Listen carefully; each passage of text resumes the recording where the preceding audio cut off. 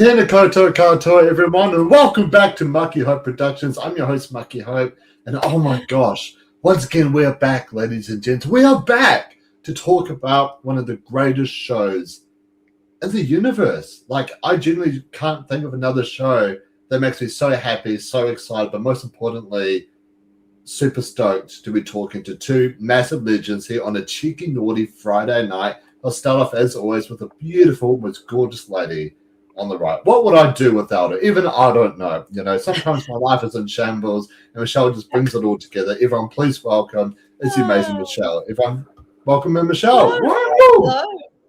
And just as it's raining here in Sydney, thank goodness we had the finale last week because it was a beautiful night, and tonight is not great.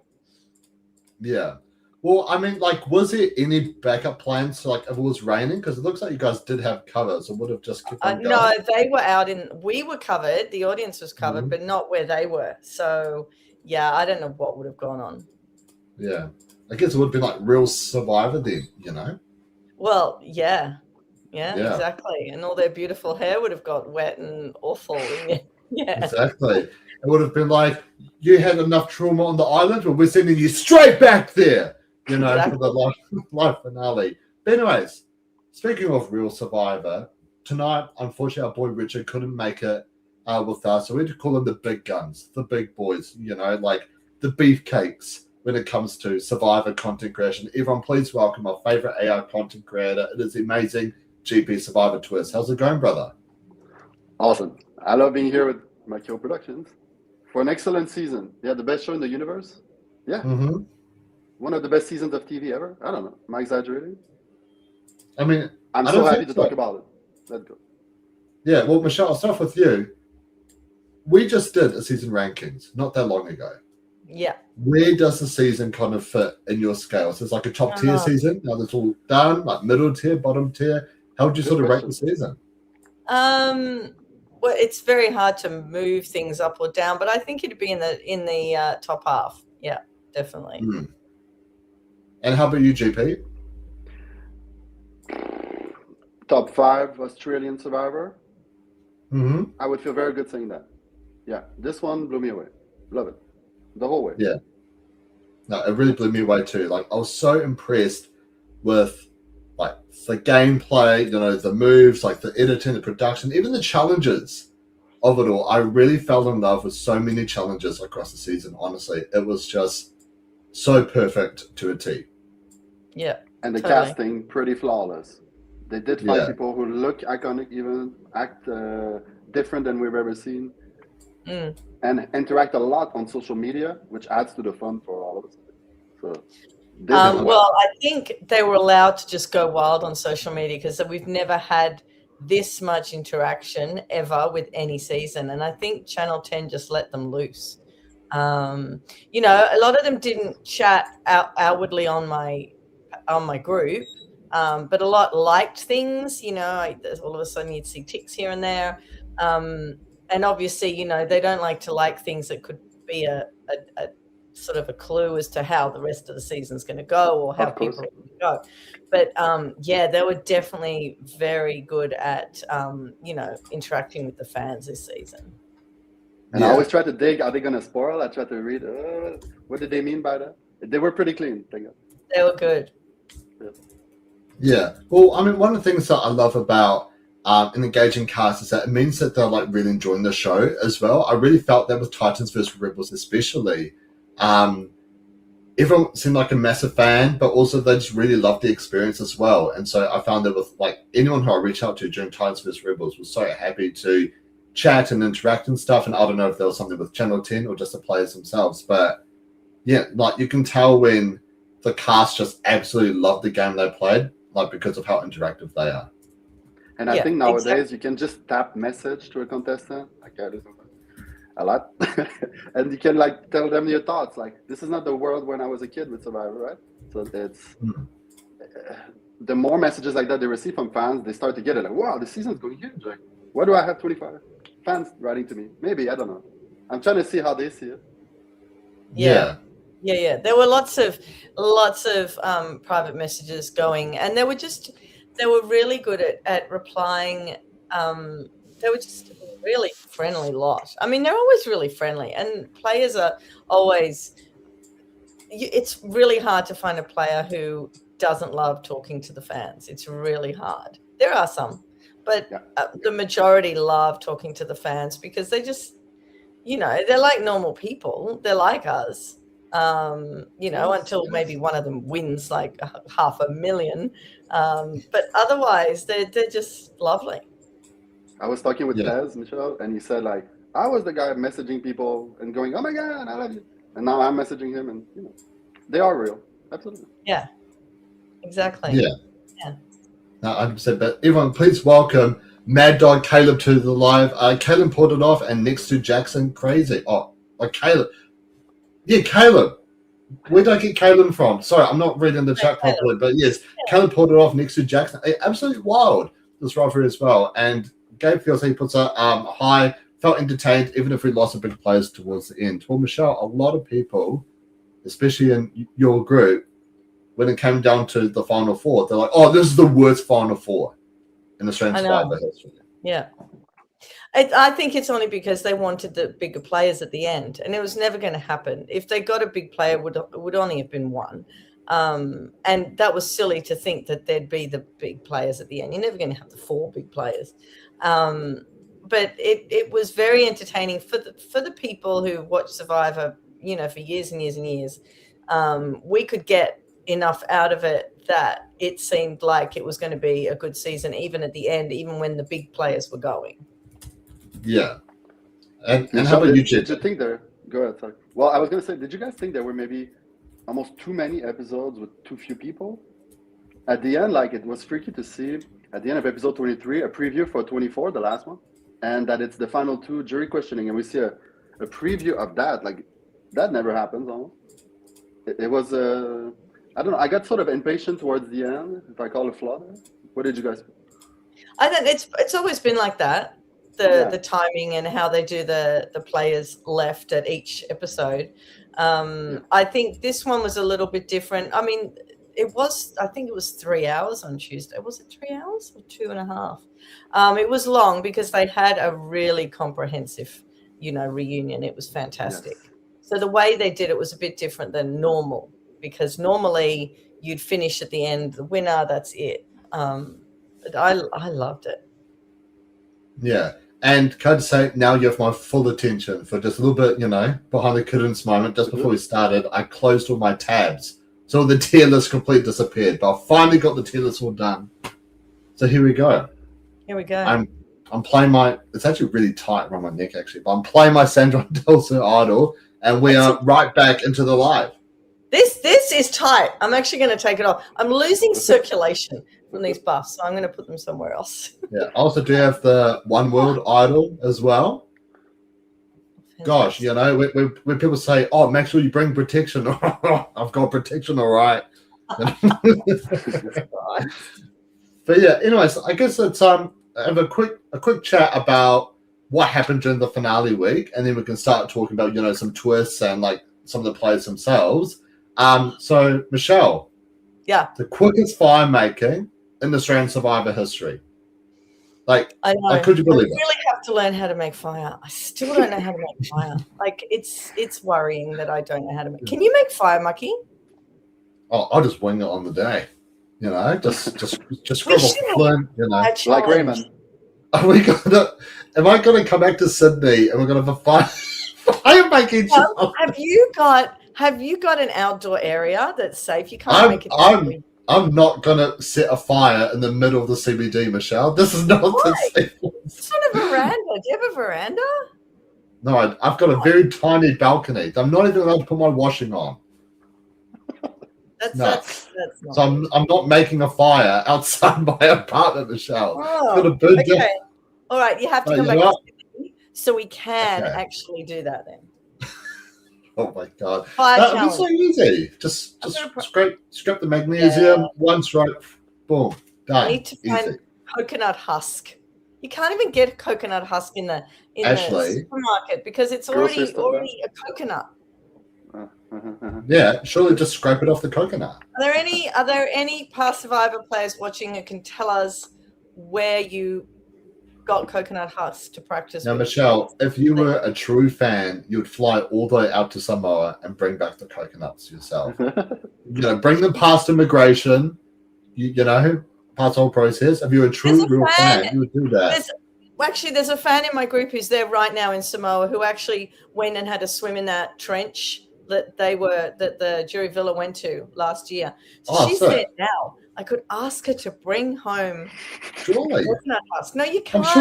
I'm sure immigration would love that. It's like, look, I'm just bringing this back to make a survivor fire making challenge. Immigration.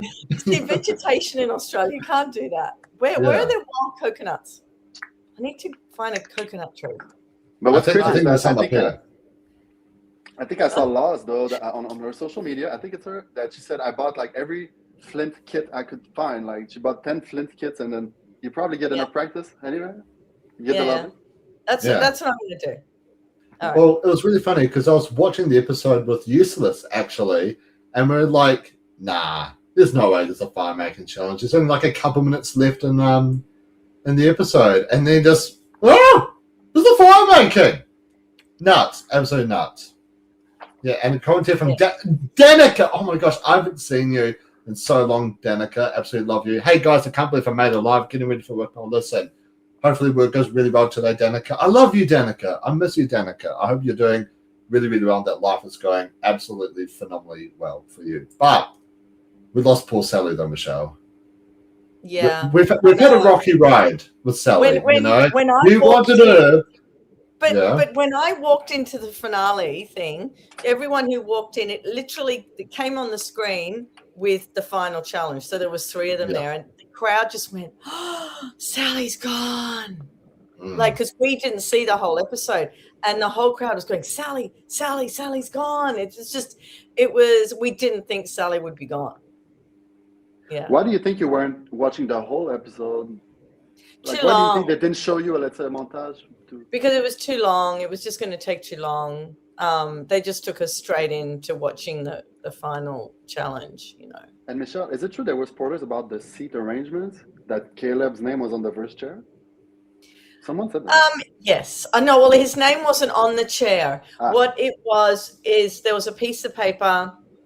I didn't see it. Another fan saw it. There was a piece of paper with the seating of where everyone sits, and they always sit in the order that they went out. So it went like this, and Caleb was at the front. Johnson was next to him. Now, maybe they didn't know, and they could have just swapped Caleb and Johnson. Maybe they did. Jackson. Yeah. So what I'm going to, if there is another, one of these, I might flip a message to David and say, look, some fans saw this as soon as they walked in. Maybe tell production to not put the last 2 names in order. I mean, it's not hard. It's only 2 names, so you don't have to leave them there. The first place finisher. Yeah. Once again, just casually messaging David. Hey, mate, this is something you can do a little bit better. Oh my gosh. He owes him a lot of money. Yeah. And he's friendly, though. He's so friendly. Yes, I want to meet David. That'd be so cool. But I'm surprised Sally made it as long in the game after winning the cut. Yeah. Like, I mean, obviously we talked about last week, Michelle. We did a sort of ranking on who we think's most likely is to win. And I believe Sally was like 3rd. I believe it went Long, Sally, Jackson, Caleb. Yeah, we did. Yeah. I mean, if I was in the game with Sally and you won a car, I might keep you around longer, the car cares, but also like you'll be happy in the end no matter what. So maybe you'll try less hard. I don't know. Yeah. No, I would like Sally. It's so interesting because I felt like she was in a very prime strategic spot to actually win the game, but the edit didn't back her up. So it's kind of like, I don't think she can win just because of the edit, but I feel like because of her placements in the games she had played, I was like, I think it's a good game. But could Sally have done something socially to make Laws vote the way she wanted? Because that's the huge turning point of the season, that Final Four vote. I don't think so, because the problem is Loz and Caleb had been together and strong for longer than she had known Sally. So no, what I'd be shocked at. No, we won't go to the final talk yet. We'll keep. We'll save that for later, Michelle. Oh my gosh! Okay. But I mean, let's just skip to final three. Love Sally. Sorry, we'll come back to it a bit later on. But I actually made a comment on the official Survivor AU page, Michelle, and it blew up. It blew up. Got so many likes. Yes. It got over 300 likes, Michelle. What did you write? Even the great Taylor Hale liked this comment. Someone just liked it just 40 minutes ago. I'm going to read it out. What? You ready? Have I missed it? I liked it. Have I seen it? Here we go. So here's my comment. So this is during the final challenge, right? What a torturous but great challenge, right? But David, the Golden God, once again is showing how incredible of a host he is. He's been there. He understands the pain and the weight of the moment, and seeing like Jackson is like crying, he's like screaming, like David's onto it before there's any clues or hints, because he sees like Jackson's facials. He's seen what Jackson is like mentally going through, and he knows that Jackson's really struggling. So both times he was there and ready, and he's encouraging Jackson as well while he's like that close to him. Like, I don't know if you guys could hear the audio, but like, he's like trying to encourage Jackson, like, don't give up, don't give up. And he understands pain and weight of the moment, and is always ready to help Jackson. Truly heartwarming to watch David in this moment, and it was a great effort by Jackson. Like, I feel so sorry for all the fans who are constantly posting and commenting, I'm not watching this season because they sacked JLP. I think this one season, David Gannett has probably proved he's actually a slightly better host than JLP, I would say. With no offense or no mark against JLP, I think he's a great host, but I think what David brings to the game, he understands it a lot more. He's been there, he's played it, he's been in all those moments that the players are in. He's struggled to win individual immunity challenges. He's been in parts of the game where he knew if he lost a challenge or if they went to tribal, he was going home that round. You know, he knows what it's like to play from the top, to play from the bottom. He truly understands everything. And I think even just on social media, every time a player has posted something, David reshares it. He's just so engaging with all the fans. Like he's in the know with the fans, with the players, with the production. Obviously, he would have a lot more influence on how things actually run because he is a player and probably Australia's greatest to ever play. And I think it's just so great to watch David in this role. And I think he absolutely killed it this season. I think he did really well. It's nice also, though, Mucky, to see the other fans who actually watched it and warmed up to JLP. I'm watching those now, those comments. I ignore the rest. Anyway. JLP really warmed up to me. We all warmed up at home about him. He is funny. He's gorgeous, right? Like, it all helps. What else do you want from a Survivor host, David? I don't know. Like, he did everything to me except maybe shaking the votes when he reads it. That's the only flaw I can find, to be honest. Even my page Survivor Twist blew up, and the biggest way was because of David one time. He reposted something of mine, and that's the biggest hit I ever had. So, you know, he loves the fan community, and he doesn't feel like he's above it. That shows as well. Well, here's the biggest difference between Australian Survivor and American Survivor, is that with American Survivor, Jeff Probst, from all the stuff I've seen of season 50, he tries to gaslight the players and the fans that, hey, you wanted all these twists to happen. You wanted this to happen. Even though it's completely shit, he tries to shift the blame. Did the same thing with Jeremy Collins as well. No, Jeremy said Harvey's no real two-time winner, not me. Whereas the Australian Survivor, if they have a shit twist, never do it again. So they don't try and gaslight you into thinking that, like, no, it's actually really good and you're wrong. They actually, you know, they listen, they take it on board, and then they course correct. Exactly. You guys are both up to date on special Survivor. person in the chat. Sorry. No, There you go. Speaking of very special people, and you know, it's Cashflow Rich. Welcome, Cashflow Rich, to the live. David made a special effort to build a relationship with each player and understand their story. He won the cast trust for sure. Easy. Such a then great it's host. official. If Richard says it, it's official. Yeah. It means business. Exactly. As an American, Survivor AU is way better. Exactly, Danica. Exactly. I should make a part 3 on my Jeff Probst. Except for 50. 50's doing well. I love 50. Yeah. You know, you can take away all the 40s, but 50's doing well. I love it. Okay. You know what Mucky said is smart Justin. because what Mucky said before is smart, like to gaslight the fans. We voted for many twists, sure, but how about you tell us what kind of blood moon twist you want? this way, or that way, but tell us what's happening. It's like they always almost go all the way to please us, and then they don't. Anyway, back to Australia. Yeah, well, speaking of trying to please us, when Caleb won immunity, I was like, for sure it's a done deal that Jackson is going here. You know, it's such a heartbreaking moment with Jackson on the challenge with his mum there and everything. What a sad way to go. But GP, he takes out Loz. Are you kidding me? He takes out Loz at final 3. What's going through his bloody brain? Right. I sat there and I really tried to understand it. To us. as did all of us in the audience. Right. But, you know, it's like you think of the casting of these 24 people. Caleb and Jackson, tattooed, masculine, a bit crazy guy, is the same archetype of casting, you know? So to defend yourself against that game is sort of more subtle. I'm just trying to think. Compared to a single mom who has been through it all as well, socially very liked, that's scary because I'm like, damn it, am I going to get beat by Loz? Hold on, I need to think here. Like, Jackson, I know where to take him, but Loz, she could come out with stuff. I know Jackson's more predictable of an opponent than Loz. Then again, I think Caleb would have won anyway. I think Caleb would have won anyway with Loz there, totally. Yeah. I just think Jackson pulled at his brain strings and said, oh, you know, she's a single mom. She's going to get the votes. And I think Caleb ran with that. And that was a master stroke from Jackson because that was very, very clever to suddenly bring that out at the last minute. And that probably got him to the final. And I mean, it wasn't a close final, but at least it wasn't a total washout. I mean, Caleb didn't get all the votes. Too close, though. It was 3-6 for Jackson. Yeah, wow. I think 3-6. Yeah.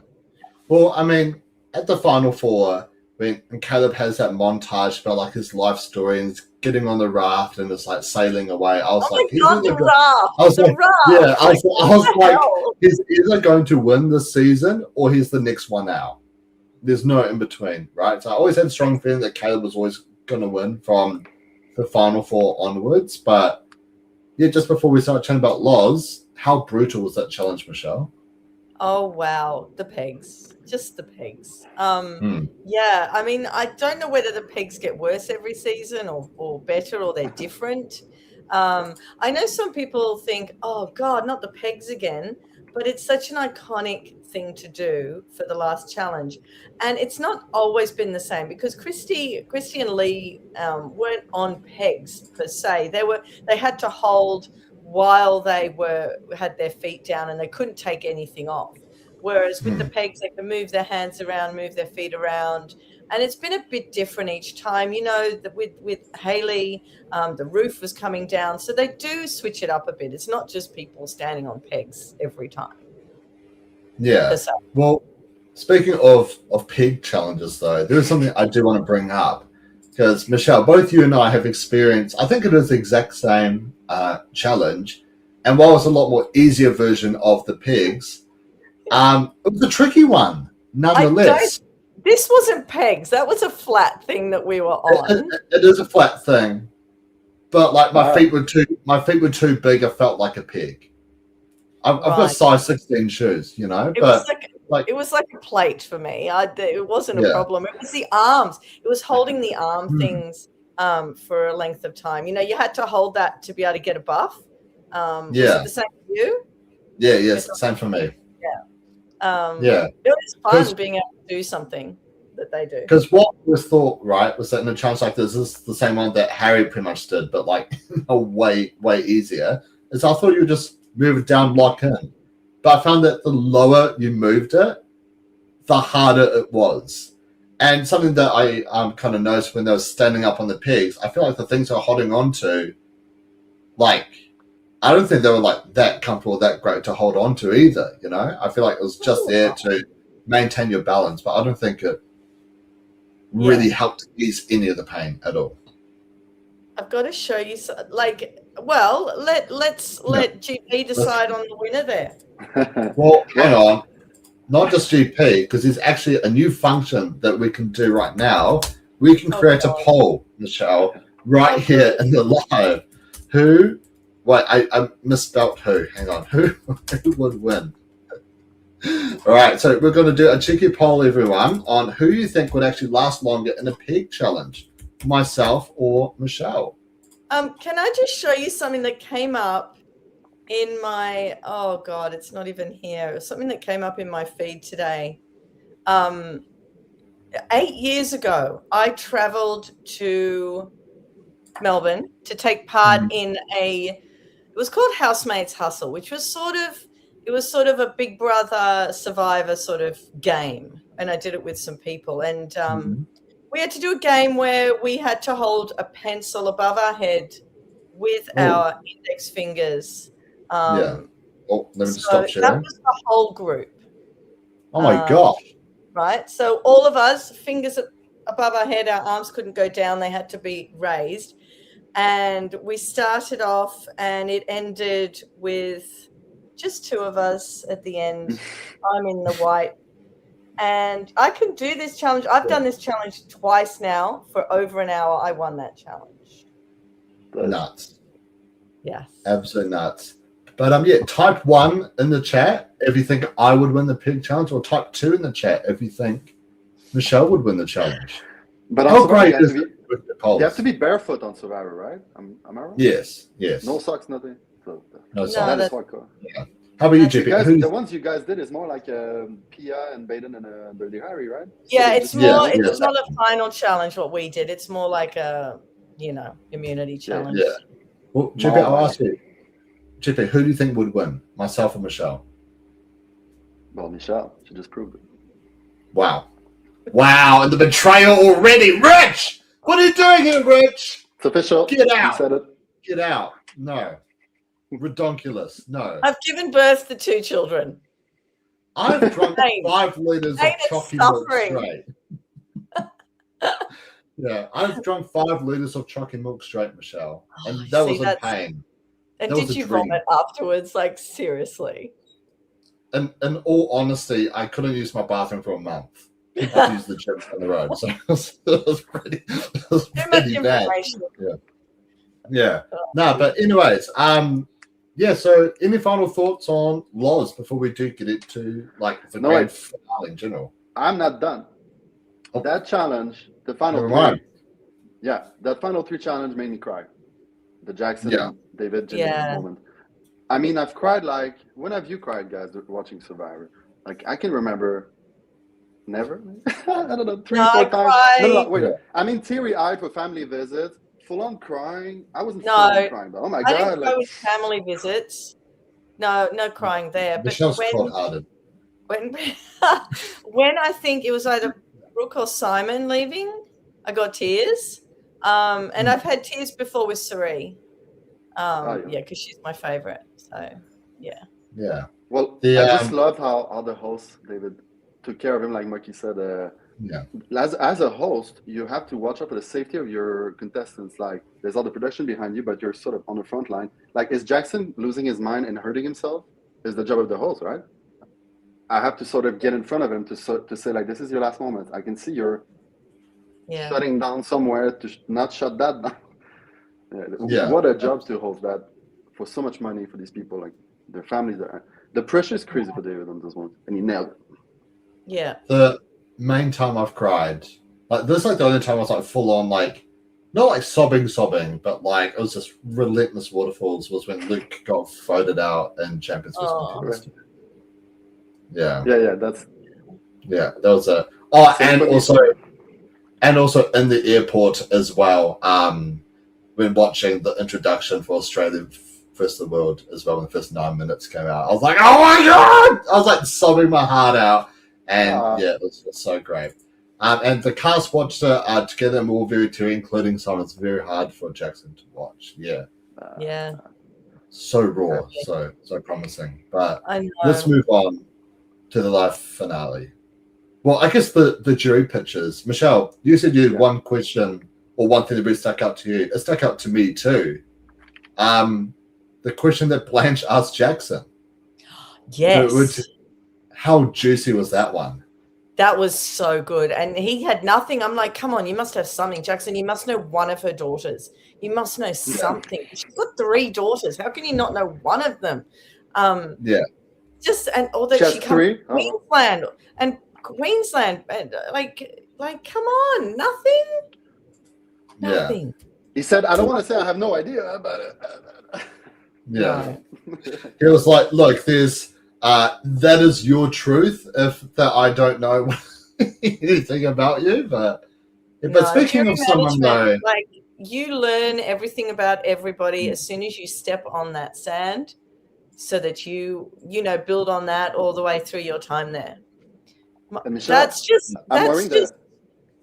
rookie era. Yeah. Like I'm wearing the season 1 buff from US, and in the first season, Kelly Wigglesworth has sort of to answer questions about other people, and she nails it, and it's what made her almost win Born Again. So it's a long time advice to do that. Like, it's surprising people don't talk to everybody every day. I get it, but oh my god. Yeah, well, it does insult me. If I was on Survivor, I'm insulted if you don't know my full name, where I come from, and my closest family. What the hell? Yeah. Well, speaking of someone who does know Blanche very, very well, ladies and gents, please welcome on one of the biggest fans this game has ever seen. It is Tez! Welcome to the live. Oh my god! Surprise, surprise! Yay! Oh my god! This contract is over. Hello! I've been watching all season. I've obviously been watching the podcast all season. My favorite podcast. I might be a little biased, but oh, that's so cool. Tezzy. I love it. We love you. Rich is going, wow. Yeah, wow. This is freaky. Tez and I have talked for like 3 months or something, and now we finally interact. Yeah. Very cool. Finally here. Hi, guys. Yeah, so lovely to see you, Tez. How have you been since the live final? I've been great. I'm sad that it's over, but also, happy that it's ended. A great season, must I say so myself. But yeah, it's a relief, but it's also sad because it's like it's came to an end. Yeah. Yeah, such a great season come to an end. Obviously because you were pre-merge, hate to rub it in. How did you feel watching this whole merge and finale play out? I mean, obviously, when I get voted out, I'm in the DMs of every single player. I'm like, what's happened? And what happened correlated to what I was told correlated to what happened. And honestly, such a good season. Like the Brooke Keeley Idol bluff, what I was told played out to perfection. I think there's been lots of twists and turns. Mark, very big presence of the season. But yeah, I think it's a good season. Yeah. At the top, not my favorite. Like I'm always honest, just because I was on it and just because I know people. But it's definitely up there. It's definitely up there. What is your favorite season? I like heroes versus villains for Australia. Same. Yeah. Very no, for me, season 2 all the way. Season 2, okay. Nah, that's okay. Here's the rest of it. No, look, here's the thing. We talked about on the season rankings. Heroes vs Villains is heavily carried by two people, Georgie, and Simon, the biggest player on your season as well. And Simon, I mean, Oz vs the world too. Call him. I can't believe George wasn't there on Friday night. I cannot believe it. I heard that if he had to stand for 4 hours, he wasn't going to be there. So that's why he didn't come. I'm like, oh my god, there was seats, you guys. He's a diva. I mean, he has to have front row seat. I get it. Honestly, George should have been there reading the votes to win. No. Yeah. That's crazy. just David just hands it in to George. I reckon that would have been so funny. Totally. Hilarious. Hey, Tez, after all this, do you still hang on to anything that still bothers you about your time on that season? Like after all the feedback, after all the edit, are you still hanging on, or are you totally moved on now? Oh, of course, I'm a little bit disappointed with what was shown, and obviously, I'm grateful, but if you've listened to the exit interviews, you have Blanche, you have Johnson. On the show, it looks like I'm really with Mark, like I'm genuinely with Mark. But you listen to exit interviews, you listen to Blanche, you listen to Johnson, and it's like we had a group a trio that was really coming after him pre-merge. And even one day I pulled Blanche into the bush because obviously we see, spoiler alert, just in case for people, Caleb winning. Blanche, I pulled Blanche aside one day. I pulled her aside in the early days because I remember Caleb comes up to me and he goes, we really have to trust Mark. We really have to, Mark's going to get us through the game. And I was like, oh no, he's really batting for Mark. And so I pulled Blanche into the bush and I'm like, you need to be careful because your anti-Mark propaganda that you're spilling to Caleb, he's running it straight back. And then Blanche kept it hush. And then you see Caleb did some exit interviews and he said it. He said everything that Blanche and Johnson was saying, he was telling Mark straight away. And I was very aware of that. So every time I spoke to Caleb, I was like, Mark is going to get us. I was also like, Mark is going to get us through the game, blah, blah, blah. But we're doing something very similar. We're both playing a quote unquote double agent. Just a little behind the scenes. Very good. Yeah, well, one question I'd love to ask you though, Tez, at any point we just stuff it, let's just throw votes onto them, even if it's not going to work. Try draw that line in the sand. Was that ever an idea? When Johnson gets voted out, we go down to the beach. So it's me, it's Johnson, it's Blanche, and it's Don. And Don thinks I'm very close with Mark. So Johnson and Blanche are pitching, we need to get Mark out. And Don's like, yep, let's get him out. So Johnson and Blanche, they walk away just before we go to tribal. And Don turns to me and he goes, not believing a word they say. And so in my head, and then I go to Blanche and tell her and I go to Johnson and I'm like, guys, he's not with you. And obviously you see he was in the corn chip cartel. But Blanche and Johnson were like, no, because Johnson was like, Don and him are in an alliance. I was like, Johnson, he's not with you.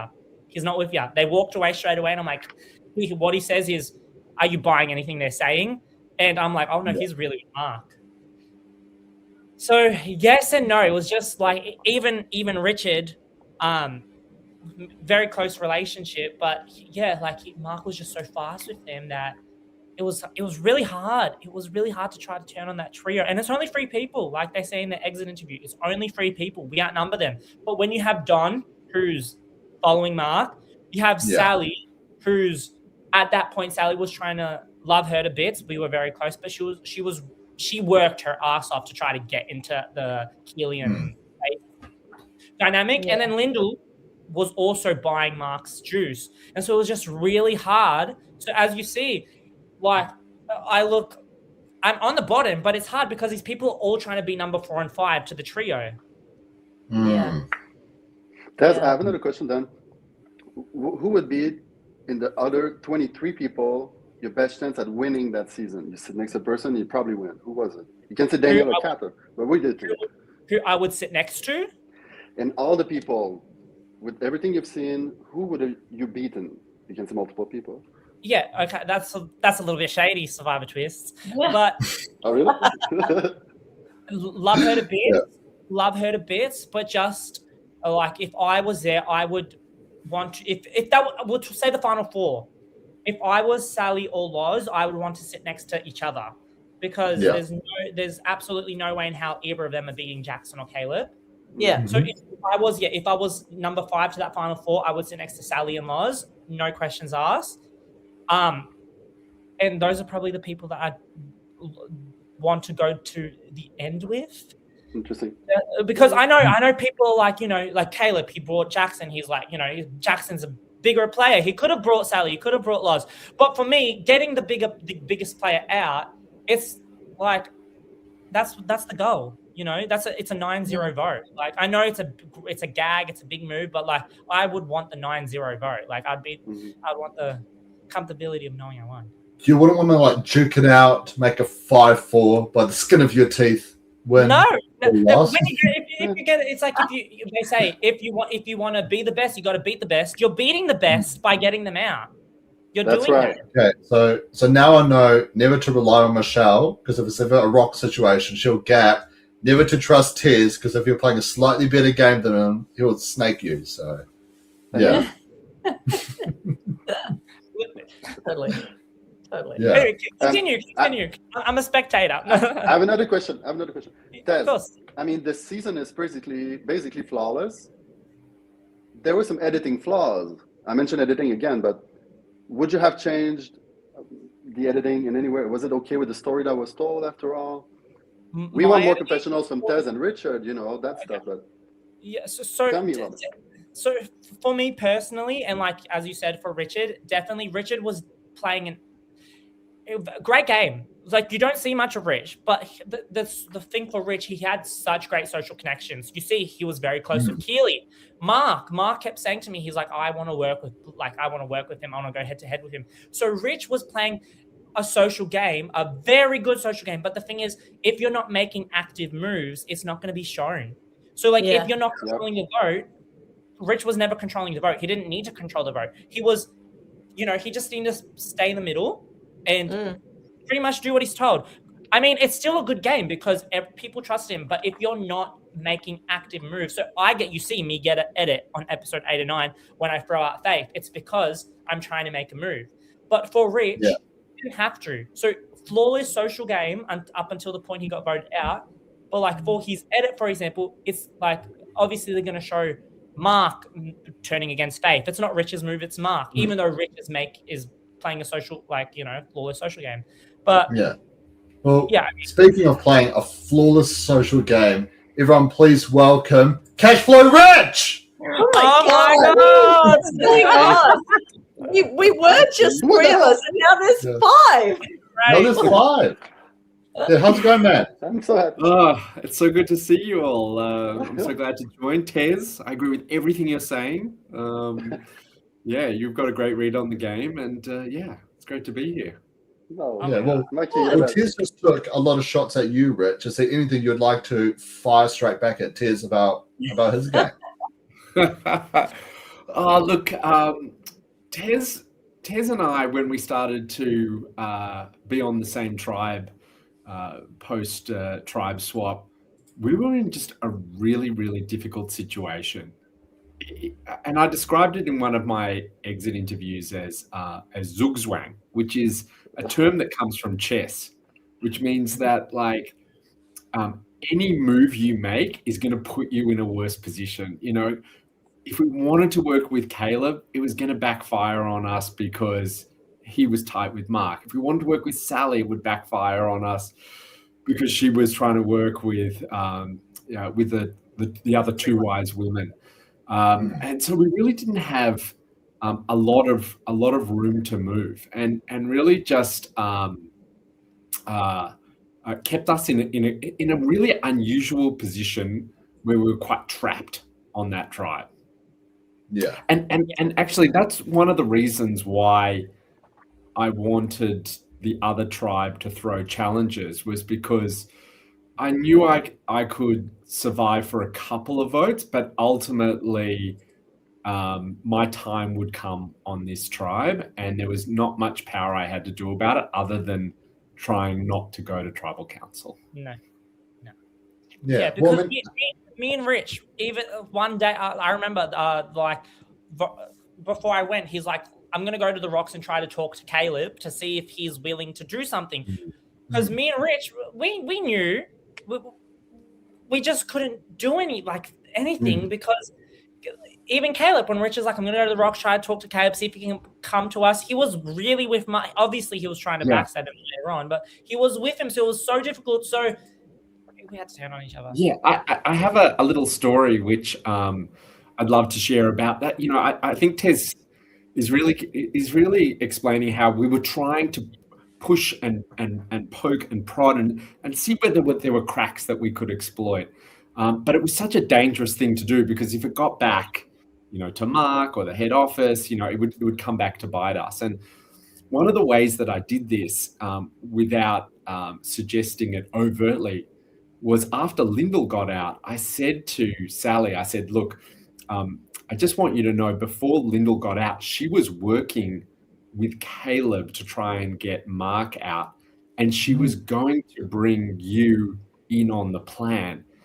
Wow. Would you have been up for that, Sally, if she had have done that? So it's a kind of me speaking through Lyndall's voice rather than my own. And Sally said to me, no, I'm quite happy with where I am right now, and I don't see any value in me trying to disrupt things. The next thing she did was she got up, she spoke to Faith, and I could see her go over to her, and she said, Caleb and Lyndall were gunning for Mark.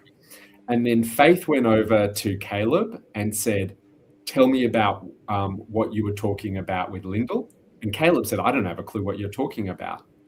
And then Faith came over to me and said, I've just caught Caleb out on a lie, and he's got to be the one that's got to go home next. I mean, this is the kind of regime of terror that we live under in that tribe, where we just couldn't do much to break it.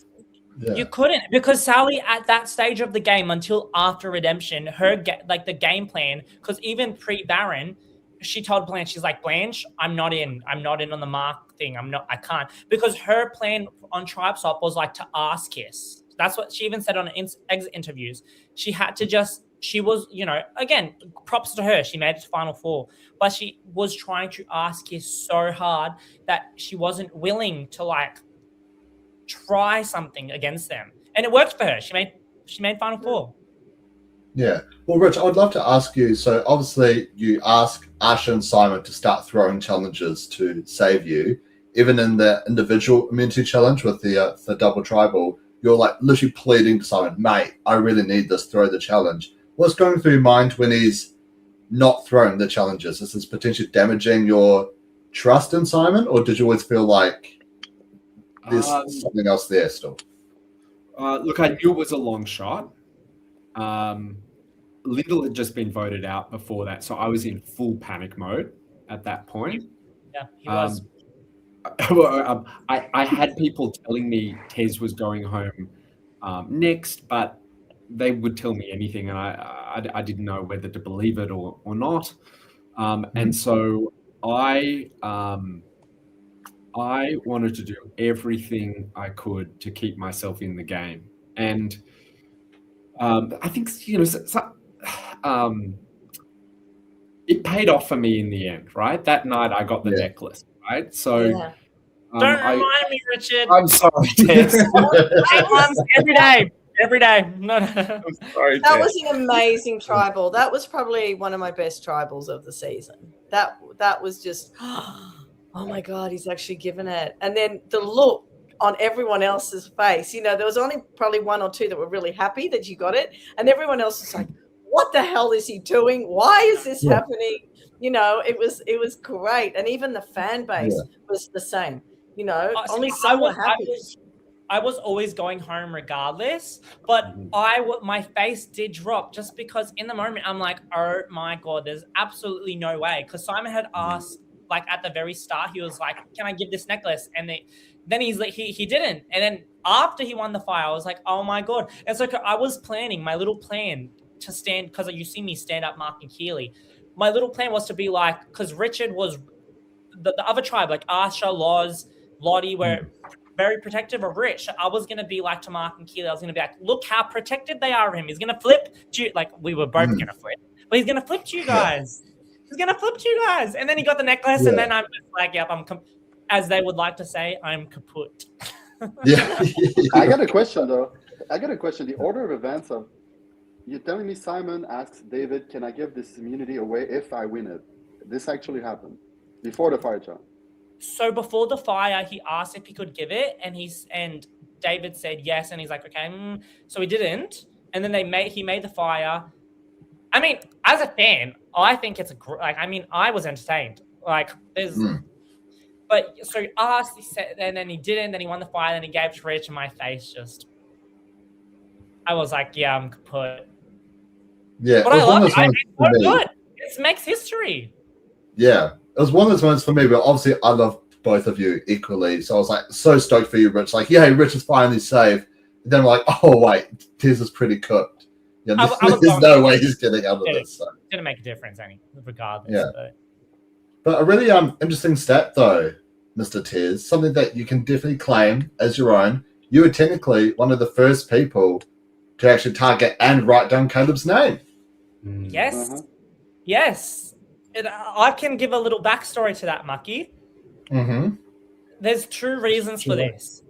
Pre-tribe swap, I did clock the fact that he was working double agents because Caleb, me and Caleb were quite close. We would have chats in the shelters pre-Baron, and he was really one of the only persons he was really telling about his like sincerity to Mark was me. He's like, we got to work with him, dude. We got to work with him. And I'm like, because I was confused. I was like, is he really working with him or is he just putting up a facade? Because I knew he was playing double agent. But he sat me down one day. He's like, we got to work with him, dude. And I'm like, oh, God. And so I go to Mark and I go, Mark, Caleb loves you. He really wants to work with you. Because I know that discuss it. Caleb would tell him. Caleb ends up going and being like, Mark ends up going to Caleb and being like, Tez said this, X, Y, Z, work, work together, blah, blah, blah. He's trusting you. I did that on purpose. But I voted him out because he goes to the tribal council where he votes out Harry. He comes back and he makes a big kerfuffle and he's like, Dirty Harry's out. We got out returnees, And so when we tribe swap, Sally lets me know that the girls are after me. And so I'm like, okay, how am I going to try to save myself? So I go to Mark and be like, Caleb's playing double agent. He's playing you. He's playing them. He's telling people secrets, trying to save myself because I was clocking Caleb. He was doing the same thing as I was doing. And I felt like that was my only option because Keely and Faith really wanted him out. And then who else did they want out? They wanted me out. Yeah. And so I was it a bit on a platter, but it didn't.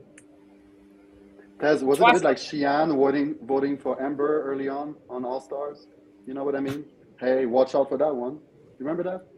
I do. And look, me and Rich were the first two people to vote him. And props to him. Props to Caleb. He played a great game. Richard, I have a question there. Sorry. You go. For Caleb, in front of the camera, he was on all the time. Was he on when he's not in front of the camera? Like, I'm assuming Cameron spoke as much in front of the camera as off the camera, considering he was voted out just for speaking too much. So was Caleb the same on and off? Oh, Caleb's Caleb. Like, Caleb is not, nothing's for the camera. It's genuinely him. That's how he speaks. Yeah. It's him. Nothing's for show. It's genuinely him. And that's why, like, so many of us love him because he's true to himself. He's genuine, and it's him. Like, so that's TV gold. Like he's running through the jungle getting crabs, and he's like, I went to his family's watch party the other night, and he was even like, like it's genuinely him. Nothing's fake. Nothing's put on. So that's good. Absolutely not. No. Do you think with that energy, just a quick commentary from the Mad Dog Gay, pretty much Caleb felt like a character. I don't think anyone was afraid of him because of that. Do you think because of his high energy that made him seem less of a threat to the tribe? What's your thoughts on that? No, so he was a threat. So me and him were put in the same category. So Faith and Keely thought we were working for Mark. Because so Caleb and Faith, obviously, they didn't get along too well. Same with Caleb and Keely. Me and Faith, I was under the assumption that they were really tight with Mark. Had I known, they never knew my true intentions because I was not tight with Mark at all. And I was like, no, these girls are really tight with Mark. So if I'm like, go up to them and be like, Mark needs to go, they're going to rat me out. So they're under the assumption that I'm following Mark. And I'm under the assumption that they're besties with Mark. So when I'm going up to Faith, when I'm going up to Keely, I'm like, we have the same connections, we're in the same alliance. Let's not target each other. Yeah. And so they're like, oh no, Caleb and Tez are working for Mark, so we got to get them out. And so it wasn't because of his character, it was because for their perception, which was right towards Caleb. He was really telling Mark everything. He said it in his exit interviews, but yeah.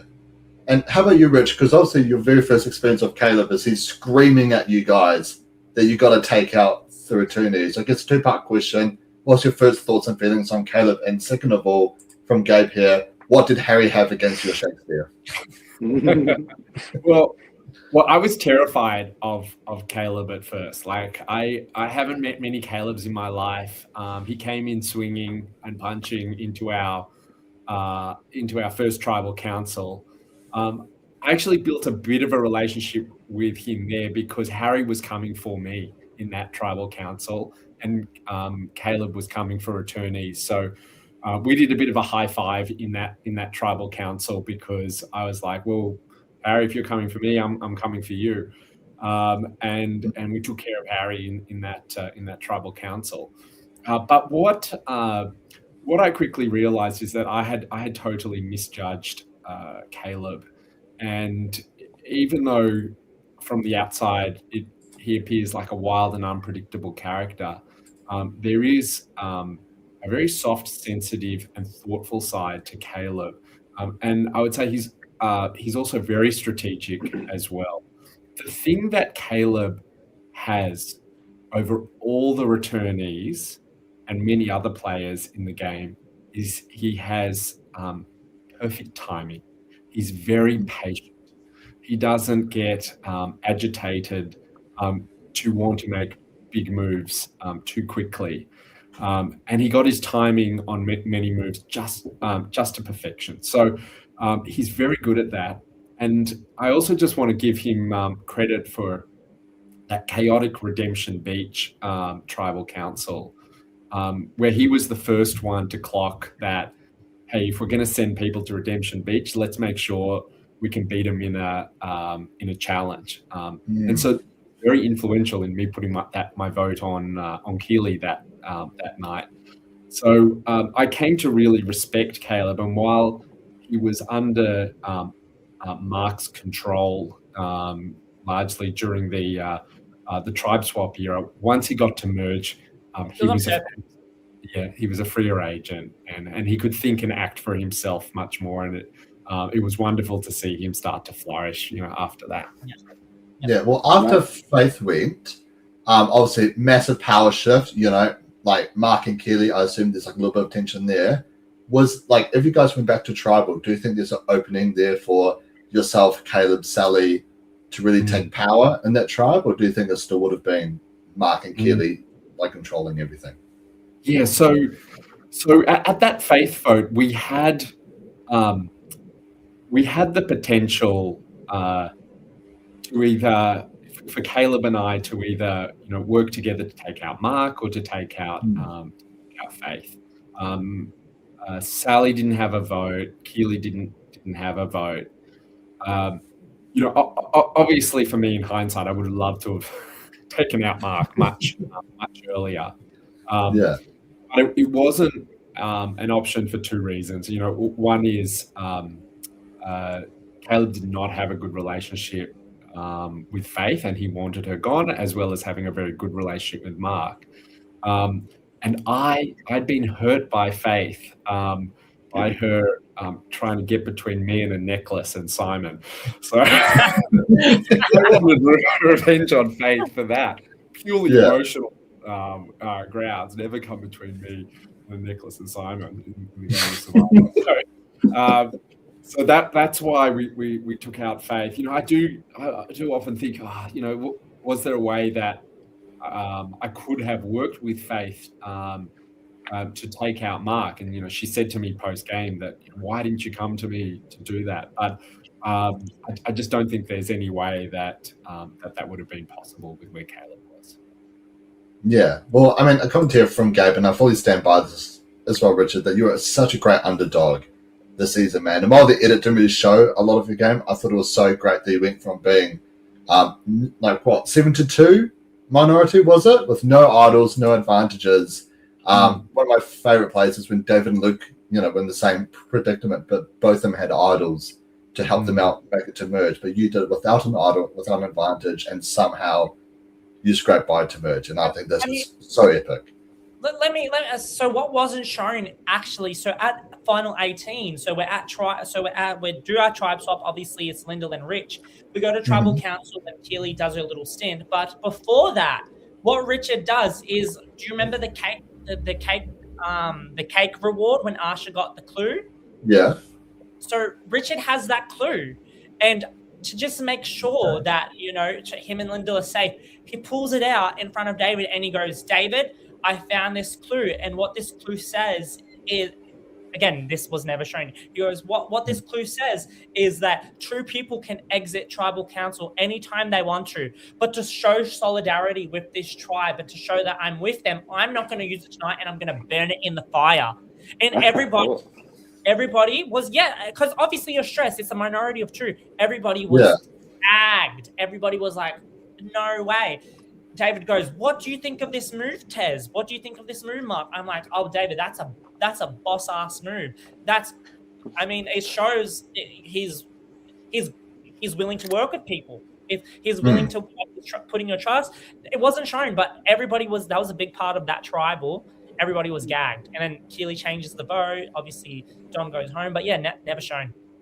Yeah, I really wanted to show that tribe that they could trust me.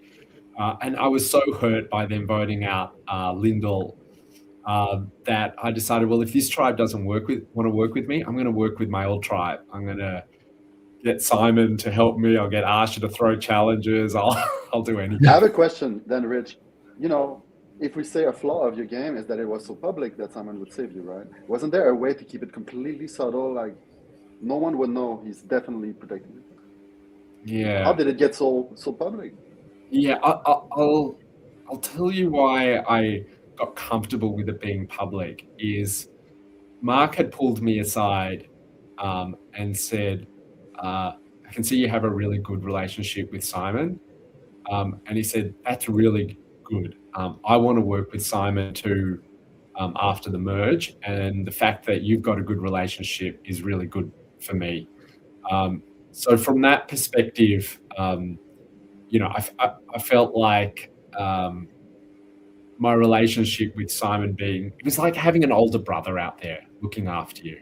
Simon had an aura of him. You could see everyone wanted to work with him. Keely wanted to desperately, get in with him. So, I was like a year 7, and I had like this older brother in year 12 who would just like, Younger than you. Look after me when I'm getting sort of beaten up at lunchtime.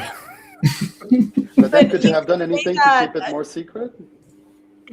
I could have, yeah. I could have done it differently, definitely. But Simon, with any fan, I've watched him with fans, and he is just the most gentle, amazing person with the fans. And he's a step above a lot of the players in how he interacts with fans. I mean, we were waiting in a huge line and he walked up and he just started throwing his hats down the line at people. And afterwards he was taking photos with little kids and he was being so kind. He threw more hats. And so he's just so lovely. I mean, I remember chatting to him first season and talking to him on Messenger, and he was just like a breath of fresh air, and he's such a kind soul, and you can see that. Of all 4 returnees, is he the one that you most wanted to work with if you had a choice? Absolutely. And I was very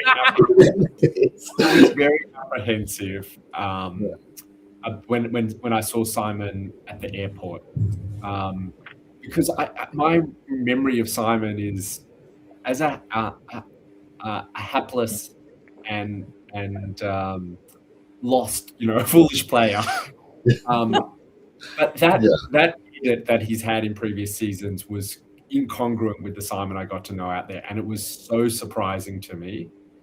And Loz and I both started to work with him, and we wanted to do everything we could to help him in his game. To the point get him out, where Rich, get him out. I know, but to our risk, we were starting to turn into Jerry and Matt, with George in. That's where we were going. No. So we didn't want that to happen, but we wanted Simon to do well. We wanted to keep him around, for a while. We love Simon. Advice for future contestants: if you're ever on a returning season, they need to go first. Every single one of them, they need to go back to back to back. And I know I'm the same. I'm like, oh my God, I was in love with Brooke. If you watch her exit interview, she talks about how close we are. We were genuinely close. But advice to the future contestants, if you are ever on a returnee season, they need to go first. So she's yours. So Brooke's yours, Tez? Yeah, Brooke was. So when I got there, I was like, okay. I was listening because Mark obviously has a podcast that he did for Brains vs. Brawn, and he would invite people on his podcast and talk about the casting process. So I actually listened to that as part of my preparation. And so that was kind of like a bargaining chip for me to be like, oh, Mark, I'm such a fan of yours. But really, I wanted him out. So I wanted, when I saw Simon, I'm like, yeah, he's got to go. When I saw Mark, I'm like, he's got to go. When I saw Dirty Harry, I was like, okay, maybe. But then he's gonna go.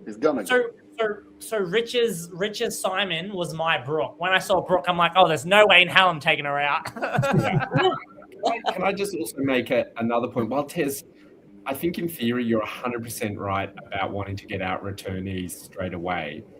The unexpected thing that goes through your mind out there with these returnees, particularly these four returnees, is you don't want to be going to tribal council each night. And so if your returnees are challenge beasts, like Simon, Brooke, Mark to some extent, and Harry to some extent, then it starts to go through your mind like, well, do we really want to take out our challenge beast? So, I mean, this is just the confusion that starts through your mind out there about taking out returnees in the moment. But I'm gonna have to just agree with Rich there, just because you saw the season. We see the confessional count, we see like screen time, we see like the impact. Even if they're challenge beast, I mean, for future fans, get them out. Again, I love Brooke. I mean, I absolutely love. I was the same. I was like, work with her. But for future, even if they're challenge beasts, if there's any returnees, 4, 6, get them out first. Well, as Gabe brings up here, how rude of us to bring up stats without useless Australian Survivor facts, but the statistics do show that in these mixed hybrid seasons with some returning players, one returning player, at least one always makes the finale, or like a couple of them have like a really deep run. Obviously both of you guys are Survivor fans. Was any of that playing in your mind, or was that kind of all out the window once you're actually there on the beach? Richard, you can answer first. Yeah, actually, that wasn't going through my mind. I mean, I was thinking that the returnees would start to fall pretty quickly after merge, but they proved to be, well, Mark fell really quickly, but Simon and Brooke proved to be a little more resilient than I would have expected. One of the speeches that I gave there, which didn't make the edit, but I said this to Simon and Brooke on the day that I was going home. I was like, play the game with us. Like, don't play it as returnees, because if it is like newbies versus returnees, well, the statistics, the maths is pretty obvious what's going to happen. Yeah. But they didn't take that advice. Yeah, Rich, when there were some scenes where you were seeing all the returnees with just Keely at some point, I'm like, they're done. Just a group of 7 and 4? Yeah. Almost sleep in your shelter, almost, right? Yeah, I agree. I mean, the maths was pretty simple to me. It was like, and even on my final tribal council, sitting there with, next to Mark and the rest of it, I was like Mark's cooked. Like don't try and defend Mark. If you're going to defend Mark, you're going to save him for 48 hours. That's it. You need to play a more integrated game. And it was an integrated game until that point. We had Beauty and Beast Alliance. We had, Sally working with Brooke and Keely. And then it was from that point forward that the tribe split into, and, we had this newbies versus returnees voting pattern, which was inevitable in the end. What happened? Yeah, well, a great question to ask both you guys from Danica. How do you think you guys would have done if the returning players weren't there? Yes. Yeah, I think for me, I think I would have done a lot better just because.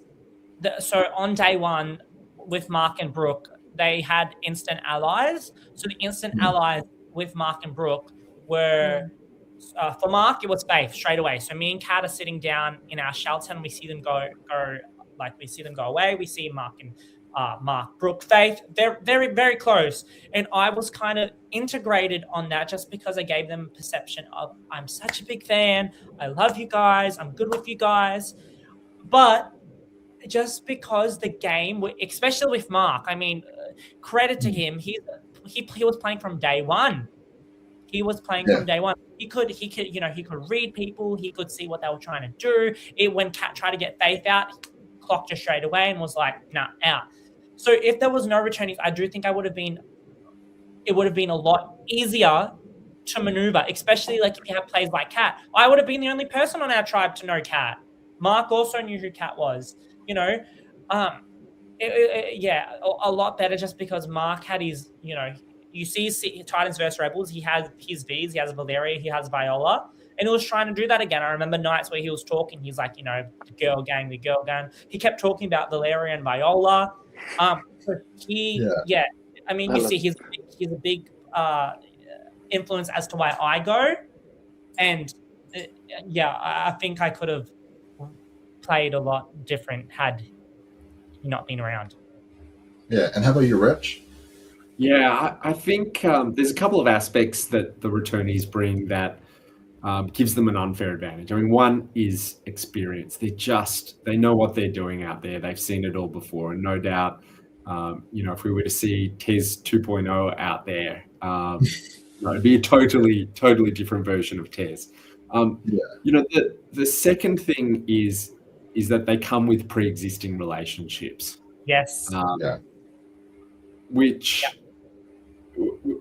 makes it very, very hard to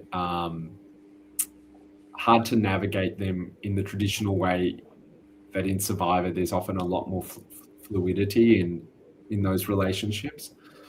And then the second thing is that and I'm using Simon's words here actually, they can often start to suck the life out of the game in a sense that the game becomes about them. They can control the game. They are the focus of the players in the game. And so, you don't get a kind of a free-flowing and dynamic game like you get on. So you just sit there and go, what about my story? Yeah, exactly. I mean, there's a lot of stories that end up not getting told, right?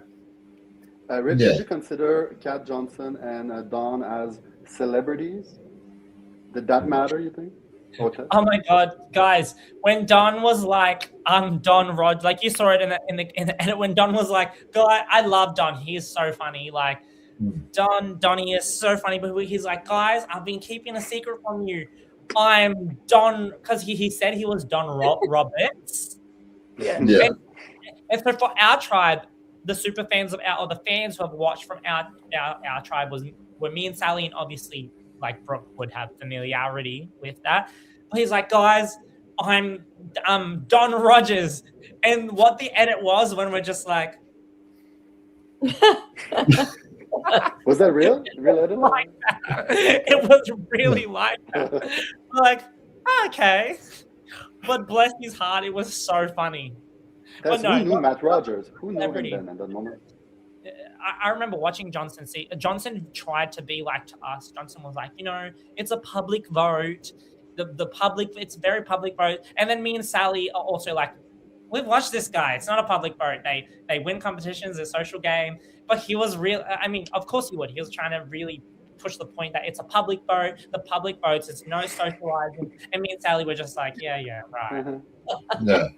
Well, Tez, you sparked something within me, actually, because this is something we're both fanboying over ever since we first met last year. And it's like you were on a tribe with Kat from Traders New Zealand. How was it actually being on a tribe with Kat? Oh my God. It was exactly what I imagined. Because again, the two people in our tribe that watched the traders was Mark. He did a podcast with he did a podcast on Cat because he watched season traders. I remember following him on Twitter and spectating it. And so when I see Cat on the mat on day one, if you watch back, she's the first person I hugged. And I'm like, I have either two options. I can be like, oh no, her reads were extremely right, or I can work with her. So we within 10 minutes, I tried not to fanboy. It's so hard, guys. Yeah. And I'm like, and she's like, you clocked me, haven't you? And I was like, absolutely. And then, like, you know, we got along that first day so hard. Then we see like Don, we see Caleb, Mark going off together. We see Faith and Mark going off together, and Kat clocked it. Her reads are incredible. She goes, we need to get Faith and Mark out. And I told her, I'm not willing to try to push it with you, but if you can get the numbers, I will. So you see her, Dave, on our first tribal, she tries to get Faith out because she's like, I'm not going to do the same thing. Traders, this happened. I'm not doing the same thing. She just did it in a really bad way. It was her the way she did it in that tribal scramble. Her thing was to just lie, and it didn't. But amazing. I originally tried to defend like Kat's game with the great legendary Shannon Gus, and how wrong was I to try and stand toe to toe with the greatest mind of this game, because Shannon just like squashed me instantly. Like it was like one paragraph and I was done. So I should never try to argue with Shannon Gus about Survivor gameplay. The right idea, extreme. You see, Faith and Mark, power duo. The right idea, terrible way to go about it. Yeah. Why was she missing from the reunion? A bit of gossip. Shannon wasn't at the reunion. I think because she's got a new baby. Yeah, she's got a new baby, so she wasn't going to come. Yeah, I don't argue with Shannon either. Like, why would you do that? I mean, you just get to I thought I had the brains, but no, I very clearly denied. No, Mucky, it's you. You can't go up against Shannon. Nobody can. I mean, God, maybe Rob from Rob Has a Podcast. Yeah, but that's it. But one thing I wanted to ask, you know how Lottie and Faith got taken out because they were basically 2IC, 2 returnees. And that's what happens a lot. They don't want to take out the big dog. They want to take down someone who is in, the alliance to weaken them, which sometimes I think, why don't you just take down the big dog? But sometimes you don't have the numbers. So you take down the younger one, the lower one. I know you two did not work in that way. And I was happy that you didn't work as the 2IC to the big dogs because then you weren't targeted. But in hindsight, would you have liked to work as their 2IC? Rich? Well, I was getting there with Simon, in terms of building a really good relationship with him. And the night before I got voted out, he said to me the fatal words of, Rich, you're my ride or die out here. Which when Simon calls you his ride or die, it means you're about to die. Noted. We were getting there, and our relationship was very public and kind of well known. I still had a really good relationship with the newbies, so to some extent, I had to also make sure Simon's standing was good with the newbies as well. They liked him a lot as well. Loz loved him, and many others did too. But yeah, once he went into bat for Mark, he was done. He'd kind of signaled to everyone that if you get close to me, you're going to die. Yeah, I've got to say, Australian Survivor though has so many physical challenges. Like we said before, Simon is needed. We see him throw barrels, push things, bend through. I mean, it made me think of a twist though. What if there was a season with only social challenges, only bluffing and poker and all that stuff? You like it, Rich? I mean, it. Simon, would he really last there? How about puzzles? We never see puzzles. No, if you want to see puzzles, those for nerds, Rich. Unbelievable. Yeah, well, actually, I do think, speaking of challenge twists, though, GP, I believe both you guys actually got to do this challenge, but it's the carrot in the box, but like the auction twist. Oh, no, not me. I was. You did it? I went the.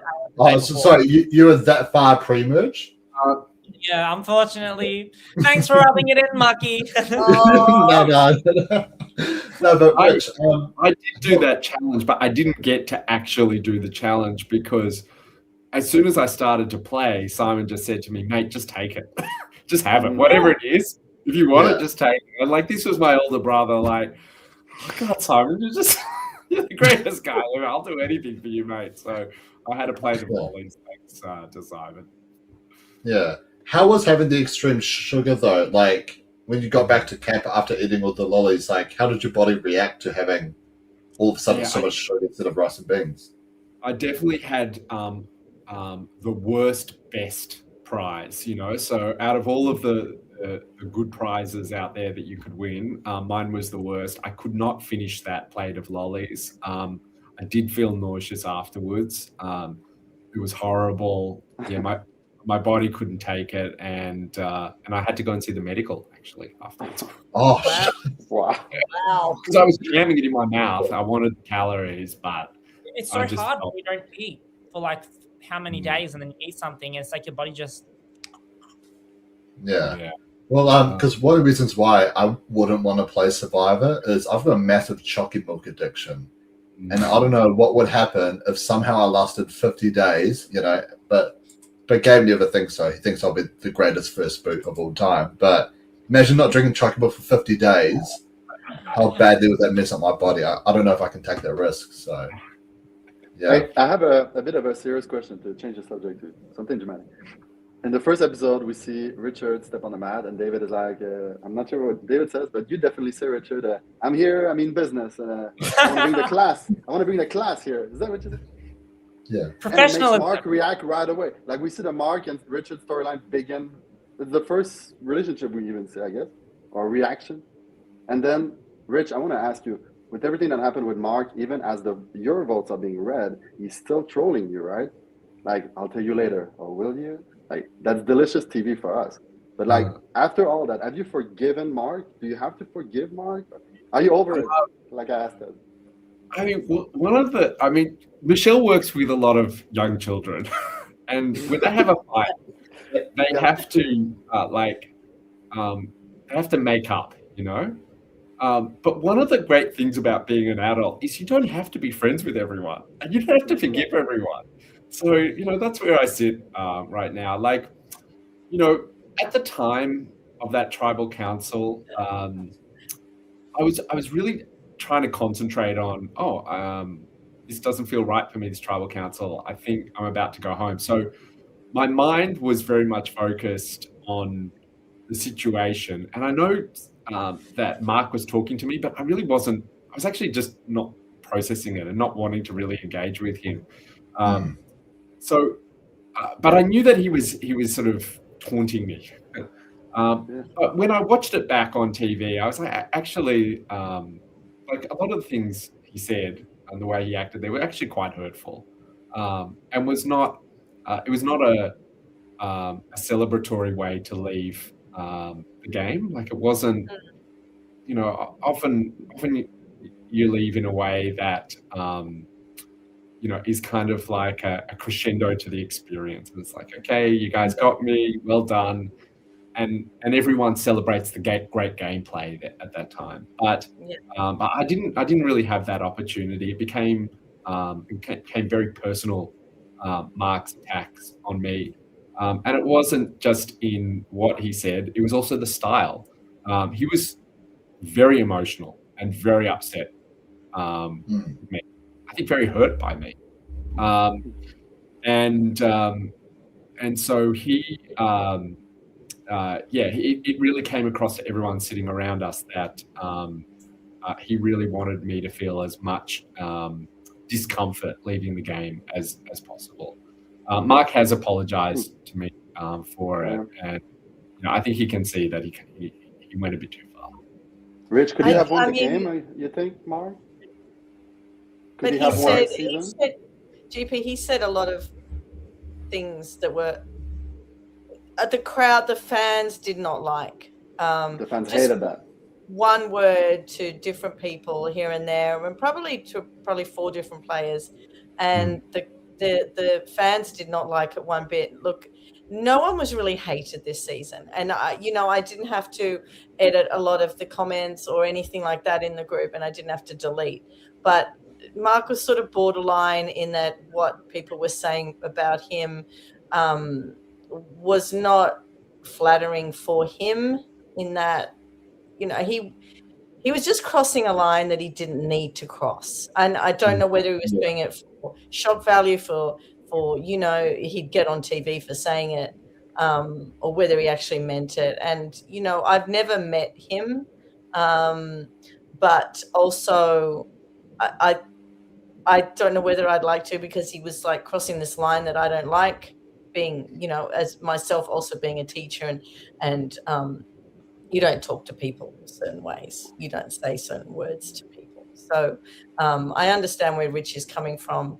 And look, I know he's apologized to a few people, but he shouldn't have said it in the first place. Yeah. I mean, for me personally, Rich, like one thing I always struggle to understand, and I don't know if you have any answers on this, but why specifically the vote was you? Because even afterwards, like I feel like he really needed you, someone who's worked with him before, and obviously with you, there's laws as well. There's numbers with you for any kind of newbies to flip with returnees. Have you gotten any clarity, I guess, on, apart from just it being emotional, if there's any actually strategic value on just targeting you there, or was it just emotional? Yeah, one of the things that he has said is that he could see that I was very close with Simon, and he wanted to remove that that ally from Simon's orbit now. And for Simon, who felt like he was in an alliance with Mark, that was very confusing for him. Like, why would you want to do that to me? And why would you want to do that to someone who, I was a what you might call like a swing voter. Why would you want to take out a swing voter who could potentially just swing back to Simon and Mark and Brooke and Keely following that vote? I think if Mark had have told me he had a real idol, like my processing of how I would have played that night would have been very, very different. I also think that I was a hostage in Mark's world post tribe swap, and very much sort of under his control. And he didn't. I don't think he liked the way that come merge I was starting to kind of go my own way, make my own decisions. It was like, hang on, that's not Rich. Rich does what I tell him. Like, if Rich is not going to do what I tell him, then he's got to go. So he didn't like the post-merge Rich trying to spread his wings and play his own game. Yeah. Well, that's a very interesting comment that you made there, though, Rich, because Tez, I felt like even with you during the tribe swap, you're kind of like a hostage as well to a certain degree, where you're always on the bottom, sort of always at Mark's disposal. Every time you didn't really do what he wanted you to do, he was calling you like weasel, useless, and all that kind of stuff. Like I guess, did you see a way for you to like make it to merge with Mark, or did you know that kind of while you're there that my time is? Yeah, I mean, ever since the Johnson vote, because Mark did think he had me under his wing before the Johnson vote, but you see in the scene where I give him half-baked information and he goes, Tez is only good for one thing, because I was giving that impression. I didn't realize in that moment that he didn't know that the vote was possibly going to switch to Caleb. And so what you don't see is I'm very close with Johnson. Very close with Johnson. So when I don't vote, I tell Johnson he's getting blindsided. Johnson was very well aware. That's why obviously he did his his tribute to George. I don't vote him because I was like, at that point, I was over Mark. He did what he did to Kat, and I was very close at first. So I had to go back to camp and be like, oh no, we're still so good. I love you. Like, so good. But once we went back to camp, he's like, someone didn't vote. Like, who was the fourth vote? And I had to fess up because it was obvious. So I pulled Mark aside and I was like, I didn't vote Johnson. I didn't vote Johnson because I needed Johnson to take him out. The reason I gave it is me and Johnson had bonded on the fact that he's from an Assyrian background, I'm from a Greek background. And that was genuinely true. I was like, if my mum is, well, because, you know, the camera comes, we talk about a heritage, we talk about Orthodox, you know, we're both doing it for our family. I'm like, so I pull Mark aside and I'm like, look, I'm still with you, but if my mum saw this or if like my family saw this, they're going to say I'm a massive hypocrite if I'm bonding with someone based on the fact of our back. It's like, personal stuff. So anyway, we get tribe swap, and from tribe swap, I could just tell the energy he knew, I knew, but because they were trying to get me out for when Don got voted out. So I felt the hostility. I did feel like he just fought. Again, a part of this, I have to take ownership. It was my fault because I was trying to downplay myself. I didn't talk clearly. I was just being like, Mark, I'll do what you want. Like, you know, he's like, give me a move, Tez, give me a move. I was like, oh no, Mark, your move's the right move. Because at that point I was just trying to get by. So again, a lot of it is my fault. If I just gamed with him, he would have been like, no, he's quite strategic. He knows what I'm doing. But he saw no use for me. And so when he does make that comment being like, oh, Tez is useless when I fake my vote, what you don't see is before that, Rich is like to me, I have a plan. So me and Rich are giving each other glances when Lyndall gets voted out. We're like, what are we going to do? Like, so you see, he whispers to me in tribal. He's like, I've got your back. And I'm like, yeah, I'm not voting with them. I'm not like, I'm a number to them. Keely and Faith, as much as they say they were like, oh, we got to get out Mark, they were never going to do it until like final 6, final 7. They were never going to do it. I mean, it's a TV show. I mean, it's a storyline. It makes for a storyline. So you can say all you want. We got to take out Mark. We got to take out Mark. Absolutely never going to do it then. Never. And so Rich goes, I have your back. I vote with Rich, Caleb. And then at 5 minutes, you see that. It's accurate description. Mark tells me, he goes, we're voting Lyndall. And then Keely comes up and she goes, we have a plan in action, but I'm not going to tell you until tribal. And I'm like, it's not happening. So I go do my confessionals. I'm not going to go to confessionals and be like, I don't know what the plan is. I don't know. That makes me look stupid. So I go, I know exactly. They're trying to split it just in case Lyndall still has her idol and it's valid. But I'm like, in my confessionals, I was like, I know exactly what's happening. I'm going to take control of my own narrative. I'm not going to look like a dumbass to get blindsided. So we go to tribal council. Obviously, I vote with Richard on Caleb. And then they're miming me. What you see is Mark just miming me. But Keely's miming me. Faith's miming me. They're all miming me. Vote Rich. Vote Rich. And I'm like, again, I was like, okay, I'm going to just play this up and be like, who, what, why? And so I don't vote Rich. I vote Caleb. We go back. Obviously, the votes get read. He whispers. I didn't know he said I was useless. I mean, I don't really take it with a grain of salt. I mean, it's a TV show. Like everybody talks shit about everybody. But we go back to camp, and I obviously do my little debacle. Rich comes up to me and he goes, "Can I say that Lyndall voted? Can I claim that I voted?" What did you say, Rich? You wanted to claim Lyndall's vote? I think I wanted to do a bit of damage control with Caleb because I voted for him that night. Yeah. And so I'm like, yeah, go for it. So at that point, like, I mean, I knew Mark was like, nah, he needs to go. Otherwise, if I didn't pull that stint, the girls still they were gung-ho on Caleb. But once I pull that stint, they're like, oh, yeah, nah, Tez is... maybe they realized they couldn't manipulate me. Maybe they just thought I was a wild card. But, the day after, I definitely was isolated. Not Richard, not Caleb, not Sally. But again, nothing's personal. It's a game's a game. And, like, I love a TV villain. So, like, watching Mark as a on the show, I'm like, hats off to you. Like, I live for this. I'm not, I'm a Survivor fan. I'm like, great TV. Yeah. Good on you. Oh, sorry, Michelle, you're muted. Hold on.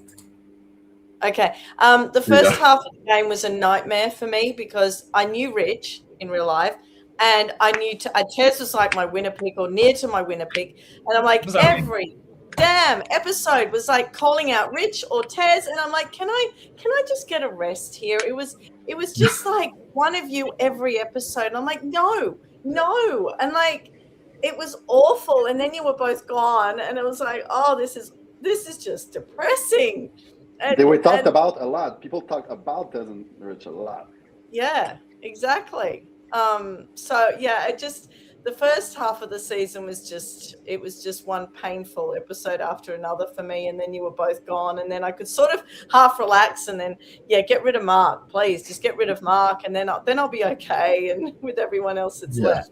If you two had to vote for a winner, knowing watching the season now, would you have voted for Caleb or Jackson, you two, if you were on the jury? Rich, you can. This is Be honest. Well, this is a hard question because I haven't put myself in that position. Firstly, I want to say is that I'd started to build a really good relationship with Caleb post-merge. On a very personal level, like we would go into the jungle and hunt for fruits, and he'd feed he had a gecko there that he'd take care of. So we were starting to get along really well. And I was also noticing, he not only had great survival skills, but he had lots of really strong strategic aptitude. So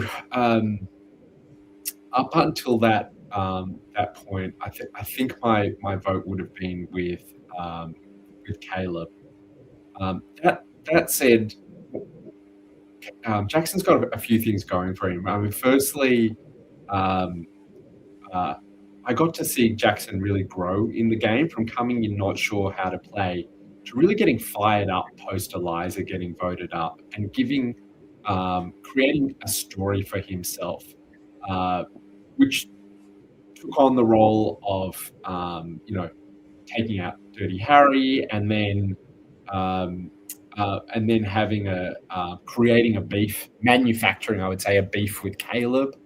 The voting out Ben was a very brave move of his. And Jackson was such a pleasure at Tribal Council. He is so articulate. He's such a good storyteller. And I used to love, some of the things he would say. Many of them never made the edit. Sometimes they were some of the best things I'd ever heard at a Tribal Council. And probably, from what I hear, the edit of his final Tribal Council didn't do justice just to how great his final Tribal Council was. If I had have been there, I think his pitch may have swayed me, but I definitely knew Caleb and Caleb's game much better than I knew Jackson's when I left the game. Yeah. And how about you, Tez? Yeah, okay. So for me, there's two. So there's viewer and as playing with Caleb. I never played with Jackson. I played with Caleb. So I saw specifically what he was doing with Mark from day one. Like I saw day one, he was so good at making Mark bite into the fact that he was with him day 1, day 5, day 8. Even with Blanche and Caleb were super duper close. And I kept telling Blanche, I'm like, he's not with you, Blanche. He's running your information. And Blanche is like, no, Tez, I don't think he is. I'm like, no, he is. So Blanche was like, I'm with Caleb. Mark is like, I'm with Caleb. I get tribe swap with Caleb. He's doing the same thing. And so playing with Caleb, I saw exactly what he was doing. So I went up to him. I'm like, we're playing a very similar game. We should work together. Now, as a viewer, I have to respect the fact that, like, not beat around the bush, Mark was the biggest player of the season. Besides Keely, Mark was the biggest player of the season. And who got Mark out? What was the influential vote of getting Mark out? That was Caleb. The season would have a different trajectory. I get Jackson, hats off. He made some ballsy moves. He was an underdog. He was in the minority. He teamed up with, the returnees. But for me, solely based on the fact that as a playing with Caleb, I would have voted Caleb. As a viewer, based on the fact that he was the sole vote for Mark to get out, and he was the biggest player of the season. Biggest player, I would give my vote, regardless of pitch, this, that. I know Jackson's a great speaker. I would have voted for Caleb just based on that. I guess there's a good mirror to. There's a good mirror to that season with Matt Rogers, because the way Benji treated Matt Rogers is exactly the way Caleb treated Mark, right? Making someone believe you're their best friend and being very patient. I'm talking weeks of patience, right? To then strike it. There you go. Like that's how Benji operated. 4 weeks. He was on day 29, and Caleb was working him from day one. Caleb knew he couldn't beat him. Caleb knew from day one. Like, obviously, he was new to the game. He not so much. He didn't watch Survivor as much as like me and Rich. Like it was more survival for him. But then when he picked up on it, Mark coached him. He's like, "No, I'm never going to beat this guy. I need to get him out." I saw it. The vote at 18, Don, when Caleb votes me, we go back to the shelter. And then me and Caleb talk. He's like, Tez, he's like, Mark is just so good. And I'm like, I know, Caleb, hello. But then what does Caleb continue to do? It wasn't the right time. And then when the time was right, you got Mark out. And yeah, I mean, that's the winning move. And I would wanted to learn from the best. Yeah, I don't care if it's a terrible pitch or whatever. For me, I saw it. So I was like, yeah, lethal. See, I love a great story, and something that really resonates me, like with Christy, was how phenomenal her story was, surviving so many different tribal councils, really overcoming the odds at the final three. So I personally would have voted for Jackson, just seeing the story, and even just watching the final three immunity challenge. So I was actually a little bit late in watching the final three and the finale episodes, because I do like night shifts at one of my jobs, and I saw the reel of Jackson, on that peg challenge and him coming down, and it was like, what a powerful moment, from Jackson with his mum and everything. So I personally would have voted for Jackson. But how about you, Michelle? If you're on that jury, who are you voting for? Caleb. You voting for Caleb? Yeah. That was a powerful moment, but it doesn't mean he's had the best game. I would always vote for the best game, unless Jackson was my ride or die, and then Jackson would have got my vote. So what you're saying is you wouldn't go to Rocks for your ride or die, but you would vote for them to win? Like, where's the line, Michelle? I'm only going to Rocks if I am in jeopardy. That's the only time, not for my ride or die, because I can always get another ride or die. Yeah.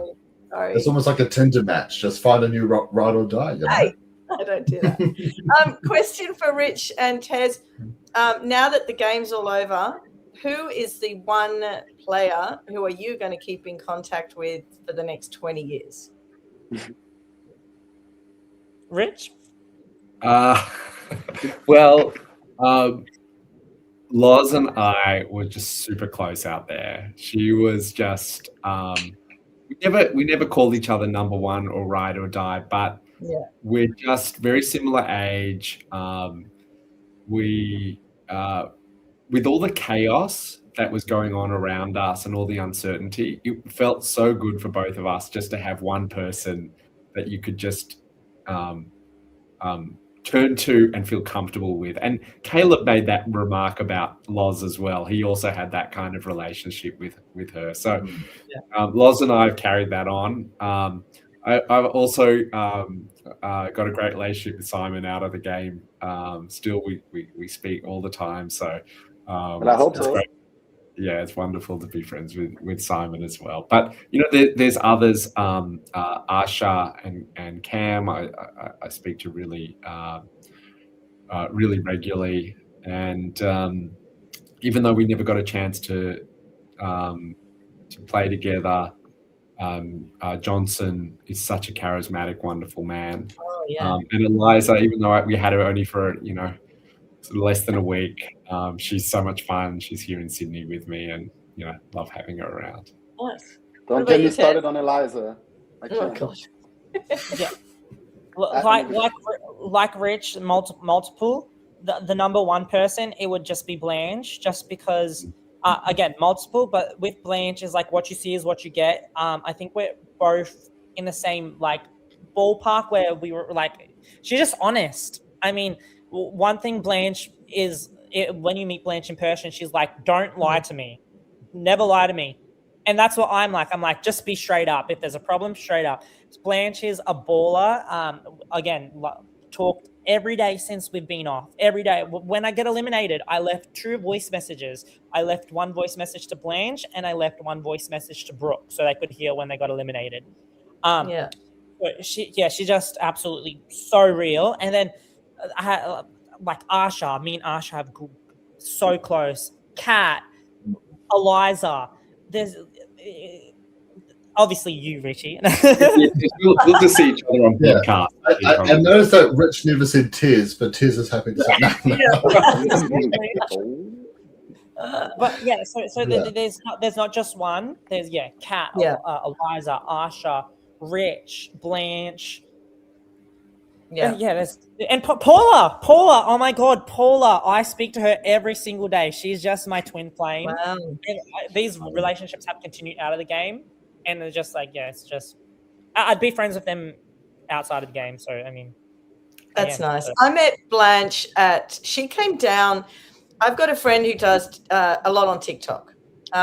He does TikTok Sydney, so he's all over the place. And he had a friend coming down from Queensland for the TikTok Awards, and I was going with him to the TikTok Awards, and she brought down Blanche.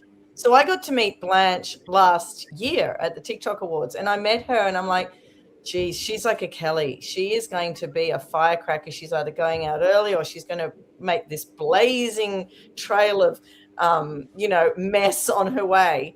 And then she wasn't portrayed like that. Her edit wasn't like that. And I thought, amazing, because in real life she is just a firecracker, and I only spent a small amount of time with her, and I thought she's going to be good. And then it wasn't portrayed like that in the edit, and I was a bit sad for her that she didn't get more of an edit. Yeah, I agree. Blanche played with her heart on her sleeve. I mean, from pre-Tribe Swap, she wanted Mark gone. After that cat vote, it was just like, Mark gone. The thing with her is she's not, and she admittedly said this, she's not good with lying, and she played too emotional. You see in the exit interviews, everybody's like, who would be the most bitter juror? They all say Blanche, just because and she has said this, it's a flaw in her game. She's just too honest, and she just, if she wanted Mark on, she just stuck with it and made it very obvious. And I guess it's just like a character trait of like, in real life, and obviously like she knows that, but no, I've spoken so much love and positivity on Blanche. I got to meet her obviously at your party, Rich, as well, which was just such a great party. Thank you so much for organizing that, but also on the Gold Coast as well, when I had a proper one-on-one. It's like, how's this lady not getting screen time? She's so funny, so kind, so loving, but also has a lot of energy to her, almost similar to like a Caleb, is just so high energy, just like all the time. Like, it's so much fun. So I was really shocked to see that even in her eliminated episode, she didn't even get anything. I mean, it all comes back to the fact, like, even with me and Rich getting a little, like, edited out, it comes back to the fact, like, who's controlling the vote. You might be like, Blanche could try all she wants to get Mark out, which was on the go if you would have seen, but it never happened. So whoever controls the move is obviously going to get the screen time and the confessionals and everything. And because even though Blanche was targeting him and doing all this, it never happened when she was on a tribe with him. So obviously she's not going to get the time. The Tez, was the cast too big then? What do you think? Maybe we should cut it to 18 like US Survivor. It's a good question. It's a really good question. Yeah. I think about that all the time too. Yeah. It happened on 50 as well. Everyone was mad about Tiffany's edit, for example. Yeah. So it's a recurring problem in the franchise. They need to fix it. Yeah. At least everybody confessional in the premiere, please. That's all I ask for. Then I'll calm down. Well, speaking of something to fix, as a closing part of this podcast, I did just want to very quickly bring up our terrible pre-season boost predictions. We had Tez right up there originally. That was good. But poor Rich, we I don't know if you guys remember this, but we were pretty hard on poor old Richie, saying, "Nah, he's pre-merged. I no way he's remember. back here." I was the only advocate. I remember everything. Yeah. I do remember that you were an advocate, and you know what? I'm glad that I could slightly achieve above expectations. And I'm glad to disappoint. Yeah. What a huge disappointment you were, Tez. We had such high hopes for you. You know, we know that you love to kiss ass to returning players, just like the edit showed. So, why couldn't you have done it to Harry and Simon? I'm sorry, Michelle. I saw you put me as your runner-up pick. I was like, oh no. Well, you see, I didn't want you as I actually wanted you as the winner pick, but they were wanting Harry, so I had to put you as runner-up. But you were my winner pick. You were in my fantasy league, and anyway, it's my own fault. I went in there with an intention to downplay myself and not speak correctly and do be like. So it's that's my own fault. But thank you for having faith in me. It's all right. Yeah. Well, I mean, I guess we're going to ask you guys, if you were given the call, would you both play again? Yes. Richie? Oh, well, I do remember, do you remember that moment I had with Keely where I was almost in tears, just how miserable I was? It was that tribe swap. It was. On that tribe. I was so unhappy. And if someone from production came over to me and said, hey, would you ever want to do this again? I would be like, absolutely. Get me back here. I have the best memories of it. It was the most wonderful experience of my life, I think. It was just, I felt every emotion known to humans out there. And since then, I felt very alive. It challenged me in different ways. I absolutely loved it. So it would be very hard to say no. Yes. Yeah. Yeah. I mean, solely based on the fact that we've all said it, you need a redemption for your redemption. The game that was shown by me and the character I was on there, and what I went into the game. I say this, and I've said this to Rich before. As a super fan, you go in and you feel like you have something to lose just because you know the game so well. If you go in, you have to play like you have nothing to lose. And props to Mark, that's what he did. He played like he had nothing to lose. Keely, she didn't know the game. She played because she had nothing to lose. Lottie, another one, big character. She didn't know the game. She played like she had nothing to lose. And so I would 100% say yes. Yeah. And I'd go in playing like I had nothing to lose. And I think it's a very different side of me. I just want to build on Tez's point, because Tez and I are both fans, and it's a disadvantage being a fan out there because you want to be there for as long as possible. Yeah, Rich, does it go in your head when you're a super fan? Okay, remember when she ended up, when Tony Velacho was in the center, and all the countries, and then there is a lot of that going through your head, but at the same time, you just want to keep going in the journey. You want to know, okay, can I make it to tribe swap? And I know the merge is going to happen on this day, and I want to experience the merge feast. And can I name the merge tribe? All these things going through your head. So you did that really well. I did that. What did you do? Yeah. So good. What you're doing as a fan out there is you're playing for another day. So that's so me and Rich were doing the same thing. We're playing for another day. We just want to get another day. But you see people like Keely, you see people like Lottie. Yeah. They're not playing for another day. They're playing to play. Yes, and that's what we need to do. And that's what we, Tez and I could bring if we came back on the series. But yeah, certainly it does hamper your gameplay when you just want to go as far rather than be as big as you can. Yeah. Plus, you have to think of your jury, right? If the jury is somehow no super fans, they're gonna want the flashy stuff that they saw and they understood, not all the intricacies that we can think of. Yeah. Show yourself in a way. Yeah. Yeah. And I guess one final question for both of you as well. Let's say it's Redemption 2.0, you guys are captains, and you see the three of us as the beautiful newbies. who are you tucking under your wing, and who are the two you're wanting to take out? Well, I'll be taking out Michelle straight away because I know she's going to win the Pegs challenge. Yeah. Yeah. See, I would be picking you, Mucky. Me? Yeah, 100%. Like, I know your analytical brain. We hear you on the podcast. I think you'd be Such a brilliant mind. No, I'm serious. I think it'd be I mean, you're not. I've said this to him. I said, as a host, like, you guys just make a great threesome. Like, Mucky is like, the talker. Michelle brings such a calm energy to it, and it just works. And that's what I need. I would pick you just based on the fact that you have your way with people, and you can just exude positive and like confident energy. That's what I need, because I'm not on the island. I definitely was not that, and that's what I. Well, I'm really sorry to bring you down here, Tez, but as Gabe would agree, I would be the greatest first boot of all time. So it's only lasted one episode. Okay, well, in that case, Michelle. Yeah. Yeah, but I thought of a strategy for me though. If I'm on Survivor, I'll try to invent twists to people and freak them out. Like, Rich,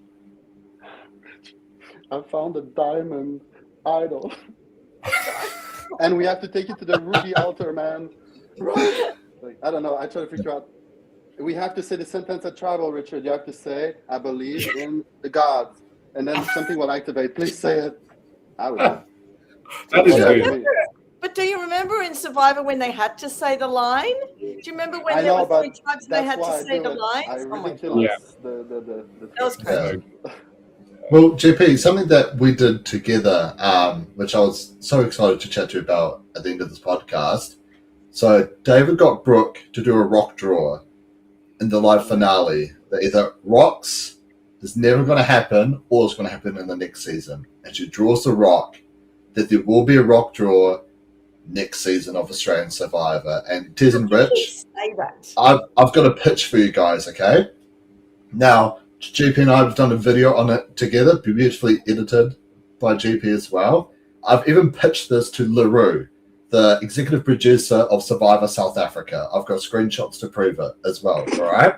So, it's called Rock Island, right? Same sort of concept as like Island of the Idols, Island of Secrets, Ghost Island. A player goes there, but instead of getting an advantage, they grab a number, right? It could be like 1 through to 10, or how many people are on the tribe. And no, 1. 2 at least. Sorry, is that? 2 people at least, starting at 2. Right?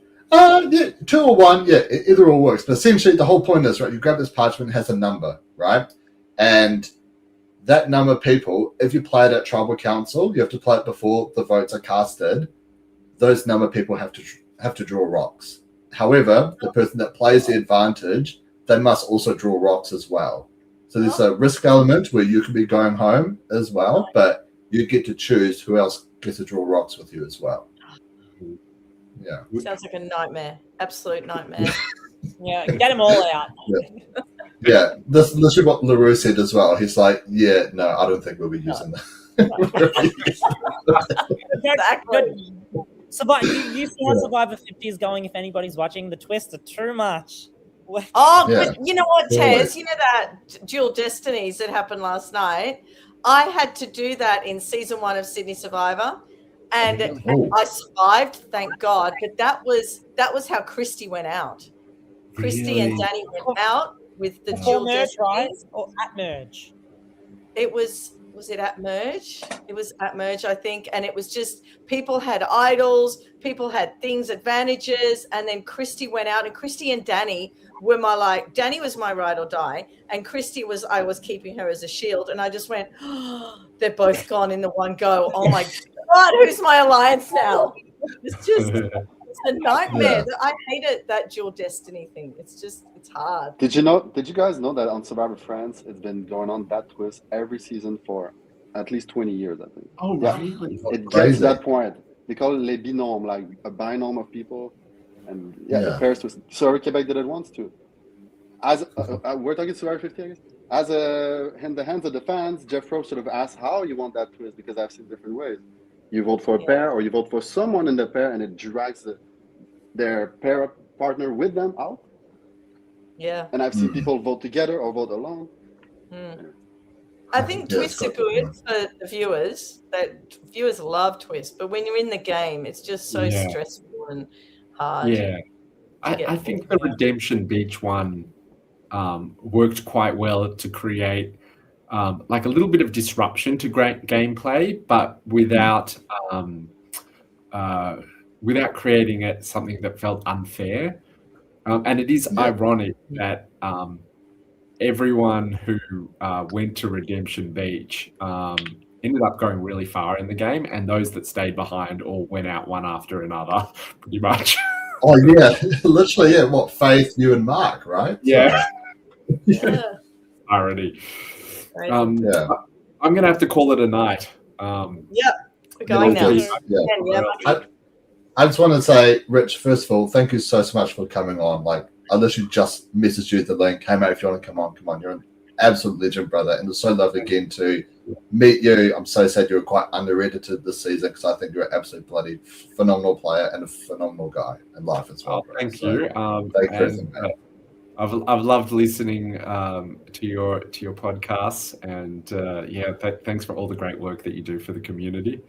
And Tez, lovely to see you this Friday night. We see each other almost every week now. He's sick of me. He's like, get rid of him. Yeah. So one final question before you do go, Rich. What is your favorite Shakespearean play? Ooh. I think the play that just has so much depth to it, and there's just so much in it to draw on as you go through life is Hamlet. Oh, I knew you were going to say that. Yeah. You see, all throughout high school, I always performed Midsummer Night Dream, and while during high school I wasn't a fan of it because why are we doing the same crap over and over again? I absolutely love it now that I'm an adult. I think it's such a cool story. I played Lysander. I played as a fairy, one of the fairies for the Fairy Queen as well, and that's because I just moved to that school and they had no other role for me. So all right, you're a fairy, and yeah, I love the play. It's awesome. Fantastic. Thanks, Rich, for joining us. Thank you. Thank you, Rich. You're the best. Thank you for everything, Rich. Good night. See you. Bye, Rich. All right, have a good one, Rich. I'm going to have to go too, guys. Yes. But all good. I just want to say, being on the journey, obviously, since... Well, I was watching you guys before when even this happened. But it just made the season a whole lot more fun with me. You guys saw me in the chat every week. It just made it more enjoyable because I'm not delusional. I know what got shown. It wasn't great, but just listen to you guys' takes and obviously talking to you, Mucky. I've had so much fun just being a player and a spectator, and that is a lot because of Mucky. Just and you, Michelle, and even Survivor Twist, y'all have just been so lovely to me, and I've loved watching you guys' chemistry, but not Brenny's. No, we don't like we don't like Brendan, and we don't like useless Australian Survivor Pack. So well, Tez, I do just want to say, I like to think I do have a great read of character, a great read of people. Normally I can hang out with someone and I get a vibe straight away. It's either they're a good person or not. And in the past I've been right, sometimes I've been wrong. But when I first met you, straight after Lady Gaga, our voices are croaky as fuck. We can barely talk. I could tell straight away that you're one amazing guy. And I'm pretty sure I reached out to you, Michelle. I reached out to Brendan as well. And I was just met Tez. I think is absolutely terrific. And what you've given me, I've always loved the show, and you being a massive reality TV fan, you've helped me understand the game a lot more, and just everything you share and everything you've done for the fandom, the community, all the fan networking. It was pissing me off, Tez, that every single person was Tez is my winner pick, he's an icon. It's that's not why he should be your winner pick. Why is he actually your winner pick, But so many people are so in love with you and maybe jealous because, wow, is Tez going to forget me? But no, in all honesty, since it started. I've been in Michelle's group since that has started. Yeah. I found even in the Survivor in the US, I found a tweet from a comment from 2013, and I'm like, Natalie Anderson, and I was 12. I was like, oh my god, Wow. And then as soon as Michelle made her group, I was in it straight away. So I was like, oh, on a podcast as well. It's just like mind-boggling. Oh my god, I'm gonna have to look back. At the moment, Caroline had been in my group the longest before she played, so I'm gonna have to actually have a look. Amazing. I have 2 accounts. I'll give you my second one, but you can't tell anybody.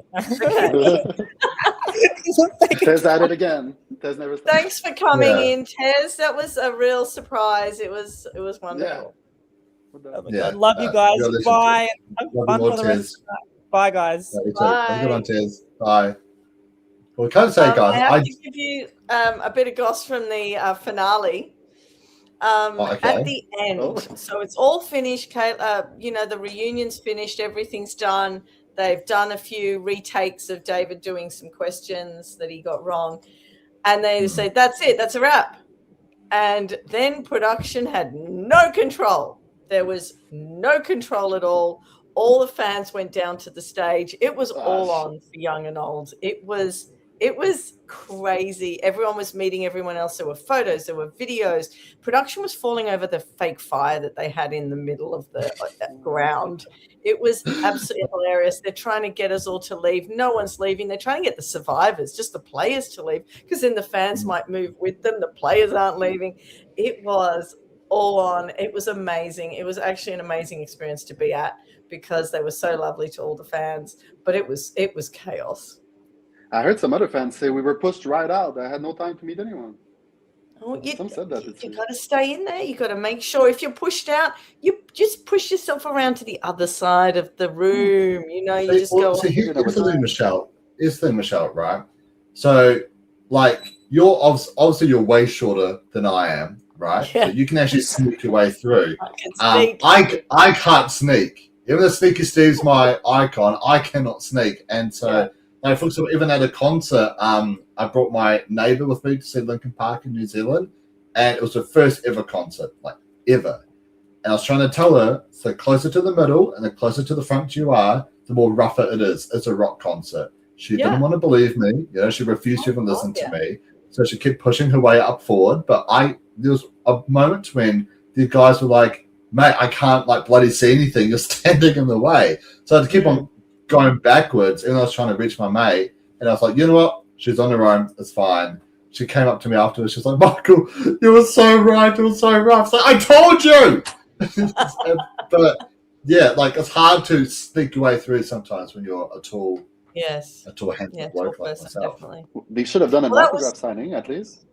Everyone was getting autographs, but I didn't do that. What I didn't do was go and stand at David's podium, which a lot of the fans did, which I've seen, which I didn't even think to do that because I was taking photos with people. But anyway, wasn't that a treat with Rich and Tez here?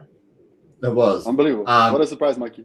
Nice. Yeah, it was so funny. So I actually had planned, behind the curtains moment, I planned with Tez. He was going to come on a bit later on once we started going through all the tiers and whatnot. And then I saw he just jumped in. I was like, I'm not going to keep him waiting. I was going to bring him on and then, flick Richard the link if he wants to come on. So it was so great that Richard and Tez came on. If you guys are still listening, thank you so much for coming on. But this does kind of bring us to the end of our recap. But I wanted to say been 2 hours. 2 hours.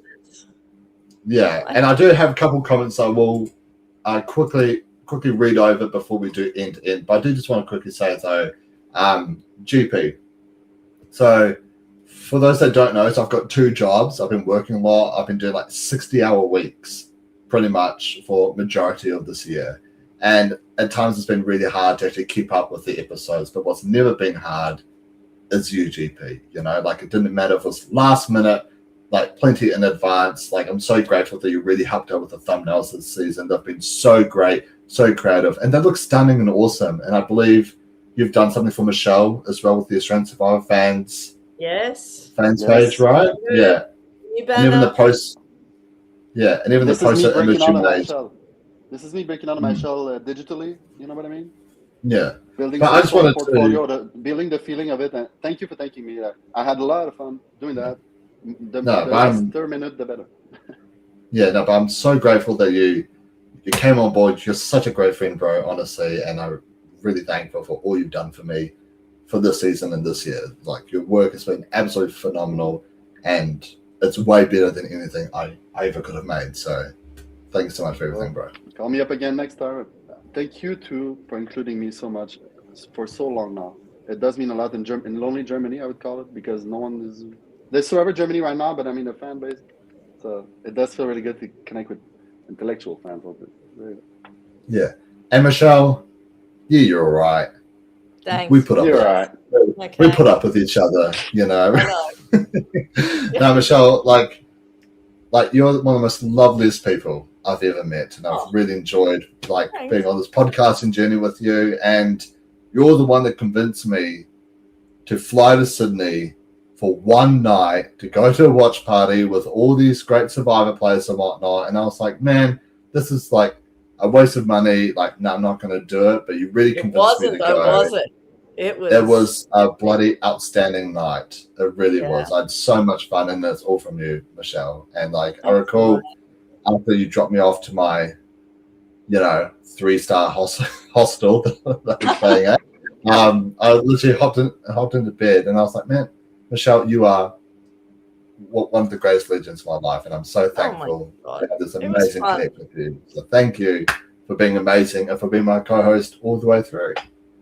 It was good. It was fun. Yeah. I mean, you're a fun co-host. I mean, easy. It's easy. So start easy. Talking about chocolate milky, nothing else. Exactly. Yeah. Even though you spam me to hurry up and make the podcast, it's so easy. The private messages. What are you doing? Yeah. What are you doing? Hurry up. Sometimes I've just gotten home from work, close the door, finally home, and I can Mucky, where's the podcast? Where's the link? But yeah, shall we read out a couple comments and then we call it a wrap? Are you guys okay with all that? Sure. Yeah. Of course. Awesome. Here we go from Bloody Money 47. Yo, Mucky, sorry I'm late. I want to ask, when was the last time JLP did a live reunion? I believe it was All Stars, right, Michelle? No, it's 2020. When he won. No? Okay. So 2020 was the last live reunion. There was one in 2017, 18, and then 20, and that was it. Yeah. I think. Why did it stop then? Do you know? Well, we had COVID. We had COVID, and then they didn't do it after that. Yeah, and a comment here from our boy Gabe as well. It sounds quite similar to the US Redemption Island that Swap Boundary Tribe must have been suffocating. Yeah. They definitely did give off that impression. Poor old Rich and Tez just scraping by. And that's why I think Richard is a very underrated player. He scraped all the way by through to merge. In the round where 3 people receive votes, they go, out of the tribe. Rich didn't receive a single vote. I think that really does show a lot of great, gameplay and the way Richard answered my Mark question that you don't have to be friends with anybody, you don't have to forgive. So classy, right? Yeah. He acts that way all the way in his life. That's why he's there. So classy. And now second to last one here, watch US Redemption Island. It's sad for the newbies. Those newbies' reputation is remembered as Rob Zombies. Yeah, Michelle, these newbies on Australian Survivor, they played hard. It was with returnees, without returnees. We'll probably do a whole thing another time, but I was actually going to do a tier list on who we wanted to see come back the most. And I think Ben Davis is up there with one of the players who I would really love to see come back and play. He went from pre-merge, there's nothing really there, but post-merge onwards, if we get that again, I think it would be super sick as a returnee. Gabe is right that this season still affects how newbies and returnees interact and how it shaped any season ahead, because it was so embarrassing for the newbies on Survivor 22 US. You don't want to be the friend to Rob. You want to be Rob. Exactly. And poor Danica here, who was driving and messaging at the same time. I think they've definitely got a future rivals season set up as well. Can you imagine a Caleb Jackson rivalry? That'd be pretty good. Yeah. Rival season is done a lot on the challenge, by the way, if you're a fan of that too. So and rival season are usually good drama right away. I agree with that. Yeah. And love listening. A few more hours of driving to go, but I'm glad I got to spend part of it with you guys. Well, Danica, it's been such a long time since I've seen your beautiful comments. Thank you so much for taking the time to come into the chat thread. I've missed you. I'm glad that you're doing really, really well, and hopefully you have a very safe drive. And Ronnie as well. I did see your comments, sadly, but I was so focused. I felt like Rich and Tez were just outstanding. So grateful they came on. But so I missed out on your comments, brother. Hopefully you're doing really, really well, man.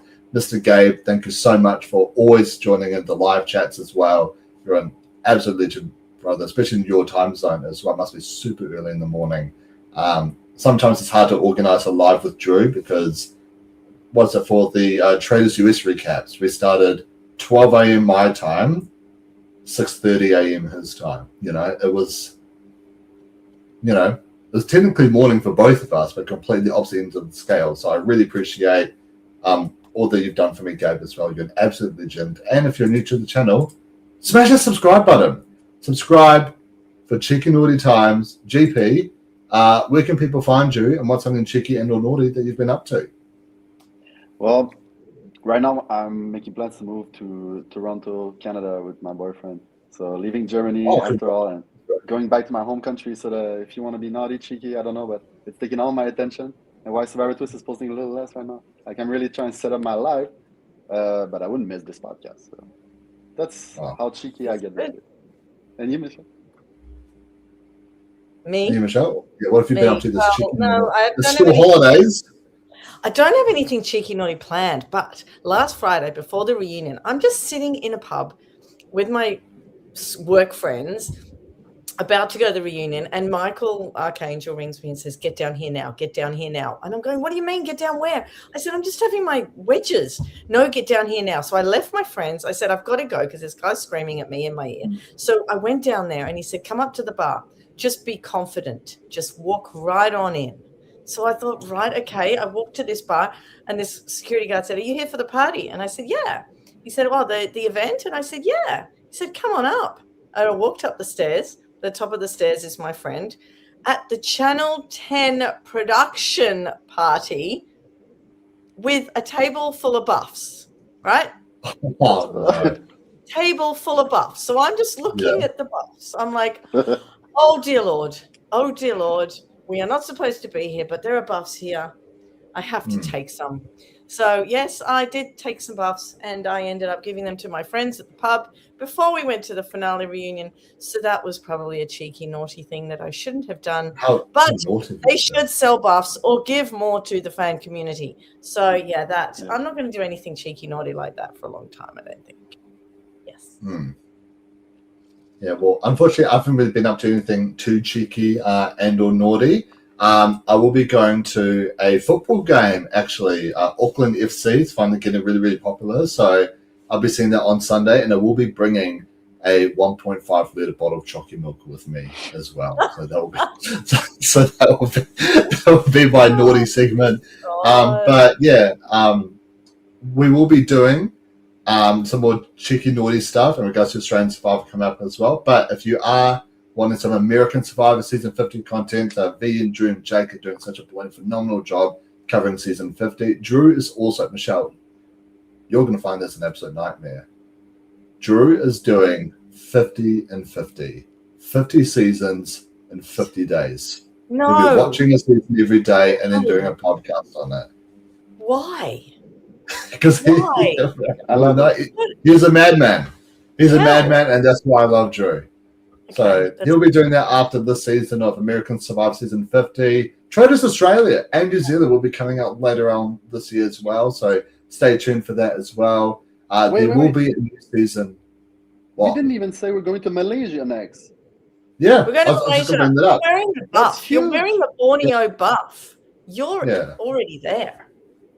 He's already on the cast. Yeah. There you go. Yeah. Start pre-gaming with GP. He's already on the cast. He's already on the cards. He's got the buff and everything. He cast Canadians on Australia. Yeah. But until next time, everyone, I've been your host, Mucky. Hope, kakite anō, everyone. Thank you all so much for watching. Have a great night, guys. Ciao. Bye.